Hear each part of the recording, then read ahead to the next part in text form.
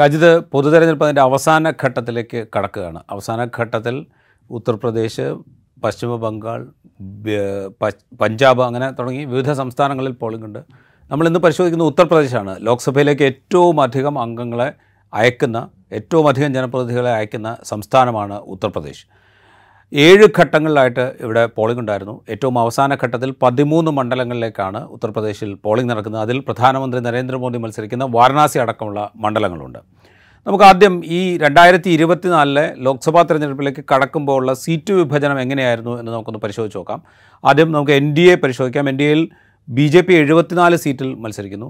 നിഷാദ് പാർട്ടിയുടെ കൂടി ചേർത്താൽ 75 സീറ്റ് എന്ന് വേണേൽ പറയാം. അപ്നാദൾ എസ് 2 സീറ്റിൽ, രാഷ്ട്രീയ ലോക്ദൾ 2 സീറ്റിൽ, സുഹൽദേവ് ഭാരതീയ സമാജ് പാർട്ടി 1 സീറ്റിൽ. ഇതാണ് NDAയിലെ സീറ്റ് വിഭജനം ഉണ്ടായിരുന്നത്. ഇന്ത്യ സഖ്യത്തിൽ സമാജ്വാദി പാർട്ടി 62 സീറ്റിൽ, കോൺഗ്രസ് 17 സീറ്റിൽ, തൃണമൂൽ കോൺഗ്രസ് 1 സീറ്റിൽ. ഇതിന് പുറത്ത് ഉത്തർപ്രദേശിനെ സംബന്ധിച്ച് അവിടുത്തെ മറ്റൊരു ശക്തമായ രാഷ്ട്രീയ സാന്നിധ്യമായ BSP അവർ പ്രത്യേകം ഒറ്റയ്ക്കാണ് മത്സരിക്കുന്നത്. 79 സീറ്റിൽ മത്സരിക്കുന്നു. ആസാദ് സമാജ് പാർട്ടി കാൻഷുറാം എന്നുള്ളത് ചന്ദ്രശേഖർ ആസാദിൻ്റെ പാർട്ടിയാണ്. അവർ 8 സീറ്റിൽ ഒറ്റയ്ക്ക് മത്സരിക്കുന്നുണ്ട്. CPI അവർ 5 സീറ്റിൽ ഒറ്റയ്ക്ക് മത്സരിക്കുന്നുണ്ട്. 2024 സിറ്റുവേഷനിൽ നിന്ന് നമ്മൾ 2019 ഇലക്ഷൻ റിസൾട്ടിലേക്ക് വന്നു കഴിഞ്ഞാൽ 2019 തെരഞ്ഞെടുപ്പ് ഫലം ഇങ്ങനെയായിരുന്നു. BJP 62 സീറ്റിൽ വിജയിച്ചു. ആകെയുള്ള 80-ൽ 62 സീറ്റിൽ BJP വിജയിക്കുന്നു. അവരുടെ സഖ്യകക്ഷിയായ അപ്നാദൾ എസ് 2 സീറ്റിൽ വിജയിക്കുന്നു. ഇപ്പുറത്തേക്ക് വന്നു കഴിഞ്ഞാൽ BSPയും SP-യുമായിരുന്നു അന്ന് സഖ്യത്തിലുണ്ടായിരുന്നത്. BSP 10 സീറ്റിൽ ജയിച്ചു, SP 5 സീറ്റിൽ ജയിച്ചു. കോൺഗ്രസ് 1 സീറ്റിൽ, റായ്ബറേലി മാത്രമാണ് 2019 കോൺഗ്രസ് ജയിച്ചത്. അമേഠിയിൽ രാഹുൽ ഗാന്ധി പരാജയപ്പെട്ട തെരഞ്ഞെടുപ്പാണ് 2019. 2014 വന്നു കഴിഞ്ഞാൽ നരേന്ദ്രമോദി പ്രധാനമന്ത്രിയാകാൻ മത്സരിച്ച ആദ്യത്തെ തെരഞ്ഞെടുപ്പ്, അതിൽ BJP ജയിച്ചത് 71 സീറ്റിലായിരുന്നു. സഖ്യകക്ഷിയായ അപ്നാദൾ അന്ന് 2 സീറ്റിൽ ജയിച്ചു. സമാജ്വാദി പാർട്ടിക്ക് അന്ന് ലഭിച്ചത് 5 സീറ്റ് മാത്രം, കോൺഗ്രസ്സിന് 2 സീറ്റ്. ഈ കണക്ക് നമ്മൾ പരിശോധിക്കുമ്പോൾ 2014 നിന്ന് 2019 എത്തുമ്പോൾ BJPയുടെ സീറ്റ് എണ്ണത്തിൽ കുറവുണ്ടാകുന്നു എന്ന് നമുക്ക് കാണാൻ സാധിക്കും. ഇനി ഈ കാലയളവിൽ നടന്ന ഉത്തർപ്രദേശ് നിയമസഭാ തെരഞ്ഞെടുപ്പ് കൂടി നമുക്കൊന്ന് പരിശോധിച്ചിട്ട് 2024 സിറ്റുവേഷനിലേക്ക് നമുക്ക് വരാം. 2014 ലോക്സഭാ തെരഞ്ഞെടുപ്പ് കഴിഞ്ഞതിന് ശേഷം 2017 അവിടെ നിയമസഭാ തെരഞ്ഞെടുപ്പ് നടക്കുന്നത്. നിയമസഭയിൽ ആകെയുള്ളത് 403 സീറ്റാണ്. BJP അക്കുറി ജയിച്ചത് 312 സീറ്റിലായിരുന്നു. സമാജ്വാദി പാർട്ടിക്ക് ആകെ കിട്ടിയത് 47 സീറ്റ്. 2022 വീണ്ടും നിയമസഭാ തെരഞ്ഞെടുപ്പ് വരുമ്പോൾ BJPയുടെ സീറ്റ് എണ്ണം കുറയുന്നു 255ലേക്ക്. അവർ അധികാരം നിലനിർത്തുന്നു, പക്ഷേ സീറ്റ് എണ്ണം കുറയുകയാണ് 255 സീറ്റിലേക്ക്. സഖ്യകക്ഷിയായ അപ്നാദൾ എസ് 12 സീറ്റിലും നിഷാദ് പാർട്ടി 6 സീറ്റിലും വിജയിച്ചു. അതിനു മുമ്പത്തെ നിയമസഭാ തെരഞ്ഞെടുപ്പിൽ 47 സീറ്റിൽ മാത്രം വിജയിച്ച സമാജ്വാദി പാർട്ടി 111 സീറ്റിലേക്ക് അവരുടെ സീറ്റെണ്ണം വർദ്ധിപ്പിക്കുന്ന കാഴ്ച 2022 നിയമസഭാ തെരഞ്ഞെടുപ്പിൽ നമ്മൾ കാണുന്നുണ്ട്. സഖ്യകക്ഷിയായ RLDക്ക് ലഭിച്ചത് 9 സീറ്റ്.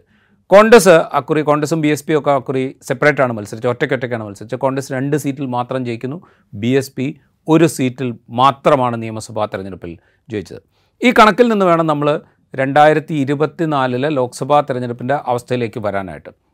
നമുക്കൊപ്പം ഉള്ളത് രാജ്യത്ത് തന്നെ ഏറ്റവും സീനിയർ ആയിട്ടുള്ള ജേർണലിസ്റ്റുകളിൽ ഒരാളായ വെങ്കടേഷ് രാമകൃഷ്ണനാണ്. ഇത് എയ്ഡത്തിൻ്റെ മാനേജിംഗ് എഡിറ്റർ കൂടിയാണ് അദ്ദേഹം. ഈ 2014, 2019 ഈ 2 ലോക്സഭാ തെരഞ്ഞെടുപ്പുകളിലും BJPക്ക് വലിയ വിജയം ഉണ്ടായിട്ടുണ്ട് ഉത്തർപ്രദേശിൽ. ഇടയ്ക്ക് നടന്ന 2017 2022 നിയമസഭാ തെരഞ്ഞെടുപ്പുകളിലും BJPയാണ് വിജയിച്ചത്. പക്ഷേ ഈ 2014 നിന്ന് 2019 എത്തുമ്പോൾ ലോക്സഭാ സീറ്റുകളുടെ എണ്ണത്തിൽ കുറവുണ്ടാകുന്നു. 2017 നിയമസഭാ തെരഞ്ഞെടുപ്പിൽ നിന്ന് 2022 നിയമസഭാ തെരഞ്ഞെടുപ്പിലേക്ക് എത്തുമ്പോഴും BJPയുടെ സീറ്റ് എണ്ണത്തിൽ കുറവുണ്ടാകുന്നുണ്ട്. പക്ഷേ എങ്കിൽ പോലും BJP അവിടെ അവരുടെ ശക്തി തുടരുന്നുണ്ട് എന്ന് വേണമെങ്കിൽ നമുക്ക് പറയാം. ഇതിൽ നിന്ന് 2024 എത്തുമ്പോൾ എന്ത് മാറ്റമാണ്? ഇപ്പോൾ ഉത്തർപ്രദേശിൻ്റെ വിവിധ ഭാഗങ്ങളിൽ ഈ ലോക്സഭാ തെരഞ്ഞെടുപ്പ് കാലത്ത് യാത്ര നടത്തിയ ആളാണ്. വിവിധ വിഭാഗങ്ങളുമായിട്ട് സംസാരിച്ച ആളാണ്. രാഷ്ട്രീയ പാർട്ടി നേതാക്കൾ, സാധാരണക്കാരായ ആളുകൾ, മറ്റ് സ്റ്റേക്ക് ഹോൾഡേഴ്സുമായിട്ടൊക്കെ സംസാരിച്ച ആളാണ്. 2024 എത്തുമ്പോൾ എന്ത് മാറ്റമാണ് ഏറ്റവും പ്രധാനമായിട്ട് ശ്രദ്ധയിൽപ്പെടുന്നത്? അത് നിങ്ങൾ 10 വർഷത്തെ ഒരു ചിത്രം നിങ്ങൾ അവതരിപ്പിച്ചു, അത് വളരെ ശ്രദ്ധേയമാണ്. അപ്പോൾ അതിൽ നമ്മൾ കാണുന്ന ഏറ്റവും പ്രധാനപ്പെട്ട കാര്യം ഈ BJPയുടെ സീറ്റുകൾ കുറയുന്ന ഒരു കാഴ്ച നമ്മൾ കാണുന്നുണ്ടല്ലോ. BJP 2014 നിന്ന് 2019 എത്തുമ്പോൾ സീറ്റ് കുറയുന്നു. അതുപോലെ 2017 2022 എത്തുമ്പോൾ സീറ്റ് കുറയുന്നു. ഈ കുറവിൻ്റെ ഒരു തുടർച്ച തന്നെയാണ് ഞാനിപ്പോൾ കാണുന്നത്. ബേസിക്കായിട്ടെന്ന് വെച്ചാൽ അതേ രീതിയിലുള്ള ഒരു കുറവിൻ്റെ ഒരു തുടർച്ച, അതിൻ്റെ കണ്ടിന്യൂഷൻ. അതായത് കണ്ടിന്യൂറ്റി ഉണ്ടാവുന്നത് ഈ കുറവിലാണ്, അല്ലാതെ BJPയുടെ ശക്തി പിന്നെ പൂർണ്ണമായിട്ടും മറികടക്കുന്ന തരത്തിലുള്ള ഒരു മാറ്റമല്ല. പക്ഷേ ഈ ഒരു കണ്ടിന്യൂസ് ഡിക്ലൈൻ എന്ന് പറയുന്ന ഒരു സാധനമാണ് കാണുന്നത്. അപ്പോൾ കഴിഞ്ഞ തവണത്തെ ലോക്സഭാ തെരഞ്ഞെടുപ്പിൽ BJPക്കും സഖ്യകക്ഷികൾക്കും കൂടി ഉണ്ടായിരുന്നത് 80-64 സീറ്റാണ്. അത് ഇത്തവണ എൻ്റെ ഒരു കണക്കനുസരിച്ച് അതിൽ നിന്നൊരു 5 മുതൽ 10 വരെ സീറ്റ് കുറയാനുള്ള സാധ്യത ഞാൻ കാണുന്നുണ്ട്. അതാണ് എനിക്കിപ്പം ഈ ഒരു സ്ഥിതിവിശേഷത്തെപ്പറ്റി എനിക്ക് കാണുന്നൊരു പ്രധാനപ്പെട്ട സംഭവം. പിന്നെ 2022 അസംബ്ലി തെരഞ്ഞെടുപ്പിൽ സംഭവിച്ച ഏറ്റവും പ്രധാനപ്പെട്ട കാര്യം, അത് ഒരു ബൈപോളാർ ഇലക്ഷനായി മാറി. നേരത്തെ 90-കൾ മുതൽ എടുത്ത് പരിശോധിച്ചു കഴിഞ്ഞാൽ 3 ധാരകളിലായിട്ടാണ് ഉത്തർപ്രദേശിലെ രാഷ്ട്രീയം വികസിച്ചിരുന്നത്. ഒരു പ്രധാനപ്പെട്ട ധാര ഭാരതീയ ജനതാ പാർട്ടി തന്നെയായിരുന്നു. രണ്ടാമത്തെ പ്രധാനപ്പെട്ട ധാര സമാജ്വാദി പാർട്ടി. മൂന്നാമത്തെ പ്രധാനപ്പെട്ട ധാര ബഹുജൻ സമാജ് പാർട്ടി. എന്നാൽ ഈ 90-കൾ മുതൽ 2000-ൻ്റെ ആദ്യ വർഷങ്ങളിലൊക്കെ ഇങ്ങനെ 3 പ്രബല ധാരകളായിട്ട് വ്യത്യസ്തമായിട്ടുണ്ടായിരുന്ന ധാരകൾ അത് ചുരുങ്ങി ഒരു ബൈപോളാർ 2 ധാരകൾ മാത്രമുള്ള ഒരു തിരഞ്ഞെടുപ്പാണ് കഴിഞ്ഞ അസംബ്ലി തിരഞ്ഞെടുപ്പിൽ നമ്മൾ കണ്ടത്. അതിൻ്റെ തുടർച്ച തന്നെയാണ് ഈ ലോക്സഭാ തെരഞ്ഞെടുപ്പിൽ നമുക്ക് കാണാൻ പറ്റുന്നത്. BSP ഒരുപാട് സീറ്റുകളിൽ മത്സരിക്കുന്നുണ്ടെങ്കിലും BSPയുടെ ഒരു പ്രസൻസ് ഈ ഇലക്ഷനിലെ നമ്മൾ പ്രധാനമായിട്ട് കാണുന്നില്ല എന്നുള്ളതാണ് ഏറ്റവും പ്രധാനപ്പെട്ട ഒരു കാര്യം. ഇതാണ് ഒരു പൊതുചിത്രം. പക്ഷേ ഈ പൊതുചിത്രത്തിന് കൂടെ വന്നിരിക്കുന്ന ഒരു വേറൊരു പ്രധാനപ്പെട്ട കാര്യം എന്ന് വെച്ചാൽ, ഈ BJP നമ്മൾ നേരത്തെയുള്ള പല ചർച്ചകളിലും നമ്മൾ സംസാരിച്ചൊരു വിഷയമാണിത്. ദേശീയ തലത്തിൽ തന്നെ ബാധകമായിട്ടുള്ള അതേ പ്രവണതകളുടെ തുടർച്ചയാണ് ഇവിടെയും കാണുന്നത്. അതായത് ഈ തെരഞ്ഞെടുപ്പിൻ്റെ തുടക്കത്തിൽ 2 പ്രധാനപ്പെട്ട മുദ്രാവാക്യങ്ങളാണ് ഭാരതീയ ജനതാ പാർട്ടി അതിൻ്റെ ഏറ്റവും പ്രധാനപ്പെട്ട ആധാരമായി കണ്ടിരുന്നത്. ഒന്ന്, രാമക്ഷേത്രത്തിൻ്റെ പ്രാണപ്രതിഷ്ഠ, അത് ഉണ്ടാക്കുന്ന ഒരു ഹിന്ദുത്വ വികാരം, ഒരു പോസിറ്റീവായിട്ടുള്ള ഹിന്ദുത്വ വികാരം. അതോടൊപ്പം പിന്നെ ഈ മോദിയുടെ ഭരണത്തിൽ ഉണ്ടായിട്ടുള്ള നേട്ടങ്ങൾ എന്ന് ഭാരതീയ പാർട്ടി വിശ്വസിച്ചിട്ടുള്ള കാര്യങ്ങളെ ആധാരമാക്കിക്കൊണ്ടുള്ള മോദിക്ക് ഗ്യാരണ്ടി, മോദിയുടെ ഗ്യാരണ്ടി എന്ന് പറയുന്നത്. നമ്മൾ ദേശീയ തലത്തിലുള്ള ചർച്ചകൾ നമ്മൾ പറഞ്ഞതുപോലെ തന്നെ ഈ തെരഞ്ഞെടുപ്പ് പ്രചാരണത്തിൻ്റെ തെരഞ്ഞെടുപ്പിൻ്റെ മത്സരത്തിൻ്റെ ആദ്യത്തെ 2 ഘട്ടങ്ങൾ നടന്ന സമയത്ത് തന്നെ ഇത് മാറുകയും വളരെ തീവ്രമായ 2002 മുതൽ BJPയും പ്രത്യേകിച്ച് നരേന്ദ്രമോദിയും അവലംബിച്ചിരുന്ന വളരെ തീവ്രമായ വിദ്വേഷ രാഷ്ട്രീയത്തിൻ്റെ തലത്തിലേക്ക്, അതായത് പോസിറ്റീവ് ഹിന്ദുത്വയിൽ നിന്ന് ഒരു വിദ്വേഷ രാഷ്ട്രീയത്തിൻ്റെ ഹിന്ദുത്വത്തിലേക്ക്, ആൻറ്റി മുസ്ലിം, അതായത് പ്രോ ഹിന്ദുത്വ ക്യാമ്പയിനിൽ നിന്ന് ഒരു ആൻറ്റി മുസ്ലിം, വളരെ പ്രകടമായ ആൻറ്റി മുസ്ലിം ക്യാമ്പയിനിലേക്ക് പോകുന്നത് കണ്ടു. അതിൻ്റെ ഏറ്റവും പ്രധാനപ്പെട്ട കാരണം, ആ ഷിഫ്റ്റിൻ്റെ ഏറ്റവും പ്രധാനപ്പെട്ട കാരണം ഉത്തർപ്രദേശിലെ ആദ്യത്തെ 2 ഘട്ടങ്ങളിലുള്ള തെരഞ്ഞെടുപ്പിൻ്റെ ട്രെൻഡ് തന്നെയായിരുന്നു എന്നാണ് ഞാൻ വിചാരിക്കുന്നത്. അപ്പോൾ അത് ഉണ്ടാക്കിയിട്ടൊരു മാറ്റം. അപ്പോൾ ഇപ്പോൾ കാണുന്നത് വെച്ചാൽ ഈ നരേറ്റീവിൻ്റെ തലത്തിൽ ഈ പ്രാണപ്രതിഷ്ഠയുടെ പോസിറ്റീവ് ഹിന്ദുത്വ വേണ്ടത്ര ക്ലച്ച് പിടിച്ചിട്ടില്ല. മോദിക്ക് ഗ്യാരണ്ടി എന്ന് പറയുന്ന കാര്യത്തെപ്പറ്റി, മോദിയുടെ ഭരണനേട്ടങ്ങളെപ്പറ്റി മിക്കവാറുമുള്ള സംഭാഷണം ഏതാണ്ട് ഇല്ലാത്ത തരത്തിലുള്ള ഒരു തെരഞ്ഞെടുപ്പാണ് നമ്മൾ കാണുന്നത്. അതോടൊപ്പം തന്നെ ഒരു പ്രധാനപ്പെട്ട ഘടകം ഈ നരേറ്റീവിൻ്റെ തലത്തിൽ, അതായത് തെരഞ്ഞെടുപ്പിലെ പ്രചാരണത്തിലെ വിഷയങ്ങൾ ആ വിഷയം ജനങ്ങളിലേക്ക് എത്തിക്കുന്നതും ജനങ്ങളിലേക്ക് ചർച്ച ചെയ്യുന്നതിൻ്റെ ഒരു കാര്യം എടുക്കുകയാണെങ്കിൽ അതിൽ ഈ സമാജ്വാദി പാർട്ടി കോൺഗ്രസ് സഖ്യം വളരെയധികം വലിയ രീതിയിൽ പോപ്പുലർ ട്രാക്ഷൻ ഉണ്ടാക്കുന്ന ഒരു കാഴ്ചയാണ് നമ്മൾ കണ്ടുകൊണ്ടിരിക്കുന്നത്. അതുകൊണ്ട് തന്നെയാണ് ഈ പറഞ്ഞിട്ടുള്ള ഈ ഡിക്ലൈൻ്റെ ട്രെൻഡ് തുടരുന്നു പറയുന്നത്. പക്ഷെ അത് പറയുമ്പോഴും BJPയുടെ ഏറ്റവും വലിയ സ്ട്രെങ്ത് ആയിട്ടുള്ള അതിൻ്റെ ഏറ്റവും ശക്തമായ സംഘടനാ സംവിധാനം, അതിൻ്റെ micro management of each polling booth, panna pramukh എന്ന് പറയുന്ന BJPയുടെ വളരെ സവിശേഷമായ ഇലക്ട്രൽ മാനേജ്മെൻറ്റ് സിസ്റ്റം, അതായത് ഈ ഇലക്ട്രൽ റോളിലുള്ള ഓരോ പേജിനും 2-3 BJP പ്രവർത്തകർ ബൂത്തിൻ്റെ അടിസ്ഥാനത്തിൽ അതിന് ഉത്തരവാദിത്തം ഏറ്റെടുക്കുകയും അതിലെ ഈ ലിസ്റ്റിലുള്ള മുഴുവൻ വോട്ടുകളും അല്ലെങ്കിൽ പരമാവധി വോട്ടുകൾ BJPക്ക് അനുകൂലമാക്കി മാറ്റാൻ വേണ്ടി വീടുകളിലേക്ക് പോയി അവരെ ക്യാൻവാസ് ചെയ്യുന്നൊരു സംവിധാനം, ആ സംവിധാനം ഇപ്പോഴും ഉണ്ട്. അത് വളരെ ശക്തമായിട്ടുണ്ട്. അപ്പം ഈ പ്രചാരണത്തിൻ്റെ തലത്തിൽ മേൽക്കൈ, നെറേറ്റീവിൻ്റെ തലത്തിൽ മേൽക്കൈ ഇന്ത്യ സഖ്യം, സമാജ്വാദി പാർട്ടിയും കോൺഗ്രസുമുള്ള ഇന്ത്യ സഖ്യം നേടിയിട്ടുണ്ടെങ്കിലും ഈ മൈക്രോ ലെവൽ മാനേജ്മെൻറ്റിൻ്റെ കാര്യത്തിൽ BJPയുടെ ഓർഗനൈസേഷൻ മിസ്റ്ററി ഇപ്പോഴും വളരെ സജീവമാണ് എന്നുള്ളതാണ് വസ്തുത. റൈറ്റ്. നമ്മൾ ഉത്തർപ്രദേശ് എടുത്തു കഴിഞ്ഞാൽ BJPയുടെ ഒരു ഈ ഹിന്ദുത്വ അജണ്ട വളരെ ഭംഗിയായിട്ട് നടപ്പാക്കപ്പെട്ട സംസ്ഥാനങ്ങളിൽ ഒന്നായിട്ട് നമ്മൾ ഉത്തർപ്രദേശിനെ കാണാം. ഗുജറാത്ത് കഴിഞ്ഞു കഴിഞ്ഞാൽ ഇപ്പോൾ 1990കളുടെ അവസാനം ഈ ബാബറി മസ്ജിദ് ഡിമോളിഷനിലേക്ക് നയിക്കുന്ന അയോധ്യ മൂവ്മെൻറ്റിൻ്റെ തുടക്കം മുതൽ ഇങ്ങോട്ട് UPയിൽ വലിയ തോതിൽ സ്വാധീനം ചെലുത്താൻ BJPക്ക് സാധിച്ചിട്ടുണ്ടെന്ന് നമ്മൾ കാണുന്നുണ്ട്.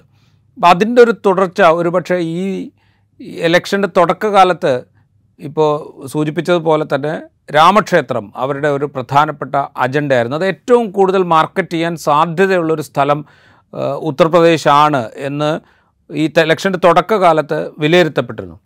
അതിന് പുറമെയാണ് ഈ ആൻറ്റി മുസ്ലിം ക്യാമ്പയിനിലേക്ക് നരേന്ദ്രമോദി തന്നെ നേരിട്ട് കടക്കുന്നത്. പിന്നാക്ക വിഭാഗങ്ങൾ, ദളിതുകൾ ഇവരുടെയൊക്കെ സംവരണം മുസ്ലിങ്ങൾക്ക് എടുത്തു കൊടുക്കും. കോൺഗ്രസിൻ്റെ നേതൃത്വത്തിലൊരു സർക്കാർ വന്നു കഴിഞ്ഞാൽ ഭരണഘടന ഭേദഗതി ചെയ്തുകൊണ്ട് മതാടിസ്ഥാനത്തിലുള്ള സംവരണം നിലവിൽ വരും. ഇത്തരം ഈ പ്രചരണങ്ങളൊക്കെ അഴിച്ചുവിട്ടിരുന്നു. അപ്പോൾ ഈ അജണ്ടകൾ ഈ തെരഞ്ഞെടുപ്പിൽ BJPയെ അത്രത്തോളം സഹായിക്കുന്നില്ല എന്നാണോ നമ്മൾ മനസ്സിലാക്കേണ്ടത്? തീർച്ചയായിട്ടും അങ്ങനെ തന്നെയാണ് മനസ്സിലാക്കേണ്ടത്. ഇതിനൊരു സമാനതയുള്ളൊരു തെരഞ്ഞെടുപ്പ് ഞാൻ കാണുന്നത് 1993 നിയമസഭാ തെരഞ്ഞെടുപ്പ്. 1992 ഡിസംബറിൽ ബാബറി മസ്ജിദ് പൊളിക്കുന്നു. അത് ഒരു പാൻ ഹിന്ദു ഐഡൻറ്റിറ്റി പ്രത്യേകിച്ചും ഉത്തരേന്ത്യയിൽ സൃഷ്ടിച്ചു എന്നാണ് RSSൻ്റെയും BJPയുടെയും നേതാക്കന്മാർ വിശ്വസിച്ചിരുന്നത്. അതിൻ്റെ അടിസ്ഥാനത്തിൽ വളരെ വലിയ രീതിയിൽ പ്രചണ്ഡമായിട്ടുള്ളൊരു വിജയം നിയമസഭാ തെരഞ്ഞെടുപ്പിൽ ഉണ്ടാവും എന്നാണ് ഈ BJPയും RSSും ഒക്കെ പ്രതീക്ഷിക്കുന്നത്. പക്ഷേ സംഭവിച്ചത് നേരെ മറിച്ചാണ് സംഭവിച്ചത്. സമാജ്വാദി പാർട്ടി, ബഹുജൻ സമാജ് പാർട്ടി സഖ്യം ആദ്യമായിട്ടുള്ള ആ തെരഞ്ഞെടുപ്പിലാണ് നിലവിൽ വരുന്നത്. അതായത് ഘൻഷിറാമും മുലായം സിംഗ് യാദവും ചേർന്നുള്ള ബഹുജൻ സമാജ് പാർട്ടി, സമാജ്വാദി പാർട്ടി സഖ്യം. അവർ എല്ലാവരെയും ഞെട്ടിച്ചുകൊണ്ട്, എല്ലാ കണക്കുകൂട്ടലുകളെയും തെറ്റിച്ചുകൊണ്ട് അവർ ഈ സഖ്യം ഏറ്റവും പ്രബലമായ സഖ്യമായി മാറുകയും അങ്ങനെ അവരുടെ ഭരിക്കാൻ അവർ ക്ഷണിക്കപ്പെടുകയും അവരെ കോൺഗ്രസ് പിന്തുണയ്ക്കുകയും രാഷ്ട്രീയ ലോക്ദൾ പിന്തുണയ്ക്കുകയൊക്കെ ചെയ്തിട്ടും അവർ ആ സർക്കാരാണ് അതിനകത്ത് വരുന്നത്. ഇതിന് ഒരു സമാനമായ രീതിയിലുള്ളൊരു സാധനമാണ്. ഇപ്പോൾ ഈ പള്ളി പൊളിച്ചു കഴിഞ്ഞപ്പോൾ ഉണ്ടായിട്ടുള്ള ഈ പാൻ ഹിന്ദു ഐഡൻറ്റിറ്റിയുടെ ഒരു വലിയ വേലിയേറ്റം ഉണ്ടാവും എന്നാണ് BJP വിചാരിച്ചത്. അത് സംഭവിക്കാതെ പോകാനുള്ള പ്രധാനപ്പെട്ട കാരണം എനിക്ക് തോന്നിയിട്ടുള്ളത്, ഈ പള്ളി പൊളിച്ചു, ഈ പള്ളി ഒരു കളങ്കമായിരുന്നു ഈ ഉത്തർപ്രദേശിൻ്റെ അയോധ്യയുടെ മണ്ണിൽ എന്ന ഒരു വലിയ പ്രചണ്ഡമായ പ്രചാരണത്തിൻ്റെ തലത്തിലാണ് ആ പള്ളി പൊളിക്കലിലേക്ക് എത്തുന്നത്. ആ പള്ളി പൊളിച്ചു കഴിഞ്ഞപ്പോൾ ഒരു കഥാർസിസ് പോലെ എനിക്ക് തോന്നുന്നത് ഈ വലിയ വിഭാഗം ഹിന്ദുക്കൾ, അതിൽ പിന്നോക്ക ജാതി വിഭാഗങ്ങളും ദളിതരുമൊക്കെ ഈ പള്ളി പൊളിക്കാനുള്ള സംഘത്തിൻ്റെ കൂടെ ഉണ്ടായിരുന്നു. പക്ഷെ അവരുടെ ഇടയിൽ ഒരു കഥാർസിസ് പോലും സംഭവം ഉണ്ടാവുകയും അവരുടെ ജാതീയമായ ഐഡൻറ്റിറ്റി അടിവരയിടുന്ന തരത്തിൽ സമാജ്വാദി പാർട്ടി, ബഹുജൻ സമാജ് പാർട്ടി സഖ്യം ഉണ്ടാവുകയും ചെയ്തപ്പോൾ അവർ ഈ സ്വാഭാവികമായിട്ടും ഈ പാൻ ഹിന്ദു ഐഡൻറ്റിറ്റി എന്ന് പറയുന്ന കൽപ്പിച്ചുകൂട്ടിണ്ടാക്കിയിട്ടൊരു സാധനമാണ്. ഒരു പാൻ ഹിന്ദു ഐഡൻറ്റിറ്റി എന്ന് പറയുന്നത് ഒരു തിയറിറ്റിക്കൽ മിസ്നോബറാണ്. എന്താ വെച്ചാൽ ഏറ്റവും പ്രാഥമികമായ ഹിന്ദു സമൂഹത്തിൻ്റെ ഘടകം, ഉദാഹരണത്തിന് നമ്മുടെ സെൻസസിൽ പോലും ഒരു ഘട്ടത്തിൽ ബ്രിട്ടീഷുകാർ വരുന്നത് സെൻസസ് തുടങ്ങിയിട്ട് ഒരുപാട് കാലം ഹിന്ദു എന്ന് പറഞ്ഞൊരു ഘടകം ഉണ്ടായിരുന്നത് ഈ ജാതീയമായിട്ടുള്ള സെൻസസാണ് ഉണ്ടായിട്ടുള്ളത്. പിന്നെയാണ് അതിന് ഈ ബ്രിട്ടീഷുകാരാണ് ഹിന്ദു എന്ന് പറഞ്ഞിട്ടുള്ളൊരു സെൻസസ് കാറ്റഗറി ഉണ്ടാക്കുന്നത്. അപ്പോൾ അങ്ങനെ ഒരു പിന്നീട് സൃഷ്ടിക്കപ്പെട്ടിട്ടുള്ള ഒരു എൻറ്റിറ്റിയാണ് ഈ പാൻ ഹിന്ദു ഐഡൻറ്റിറ്റി എന്നുള്ളതുകൊണ്ട് ആ ഐഡൻറ്റിറ്റിക്ക് പിറകെ പോവാതെ തങ്ങളുടെ ഏറ്റവും അടിസ്ഥാനപരമായിട്ടുള്ള ജാതീയമായ ഐഡൻറ്റിറ്റിയുടെ പിറകെ പോകാൻ വേണ്ടി 93 പിന്നോക്ക ജാതി ദളിത് ഇലക്ടറേറ്റ് തീരുമാനിച്ചൊരു കാഴ്ച നമ്മൾ കാണുകയുണ്ടായി. ഈ തെരഞ്ഞെടുപ്പിലും അതിന് അത്തരത്തിലുള്ളൊരു പ്രചാരണത്തെ, അത്തരത്തിലുള്ളൊരു കൺസോൾട്ടേഷനെ സഹായിക്കുന്ന ഒരു പ്രധാനപ്പെട്ട ഘടകം ഉണ്ടായത് ഈ അബ്കി ബാർ 400 പാർ എന്ന മുദ്രാവാക്യം ഇവർ മുന്നോട്ട് വെച്ച സമയത്ത് ഉത്തർപ്രദേശിലുള്ള ഒരുപാട് BJP സ്ഥാനാർത്ഥികൾ, അതിൽ അയോധ്യയിൽ നിന്നുള്ള ലല്ലു സിംഗ് ഉണ്ട്, അയോധ്യയിൽ നിരവധി MP ആയിട്ടുള്ള ലല്ലു സിംഗ് ഉണ്ട്, മീററ്റിൽ പുതുതായിട്ട് അവർ ഇറക്കിയിട്ടുള്ള പഴയ രാമൻ്റെ കഥാപാത്രം അഭിനയിച്ച അരുൺ ഗോവിലുണ്ട്, അങ്ങനെ ഉള്ള ഒരുപാട് ആൾക്കാർ, കർണാടകത്തിലുള്ള പ്രബലനായിട്ടുള്ള BJP നേതാക്കൾ പലരുണ്ട്. അവരെല്ലാവരും ഈ ക്യാമ്പയിൻ്റെ തുടക്കത്തിൽ അവർ പറഞ്ഞത് ഈ 400+ കിട്ടുന്നത് നമുക്ക് ഈ ഭരണഘടനയെ സമൂലം അടിമുടി മാറ്റേണ്ട ആവശ്യമുണ്ട്.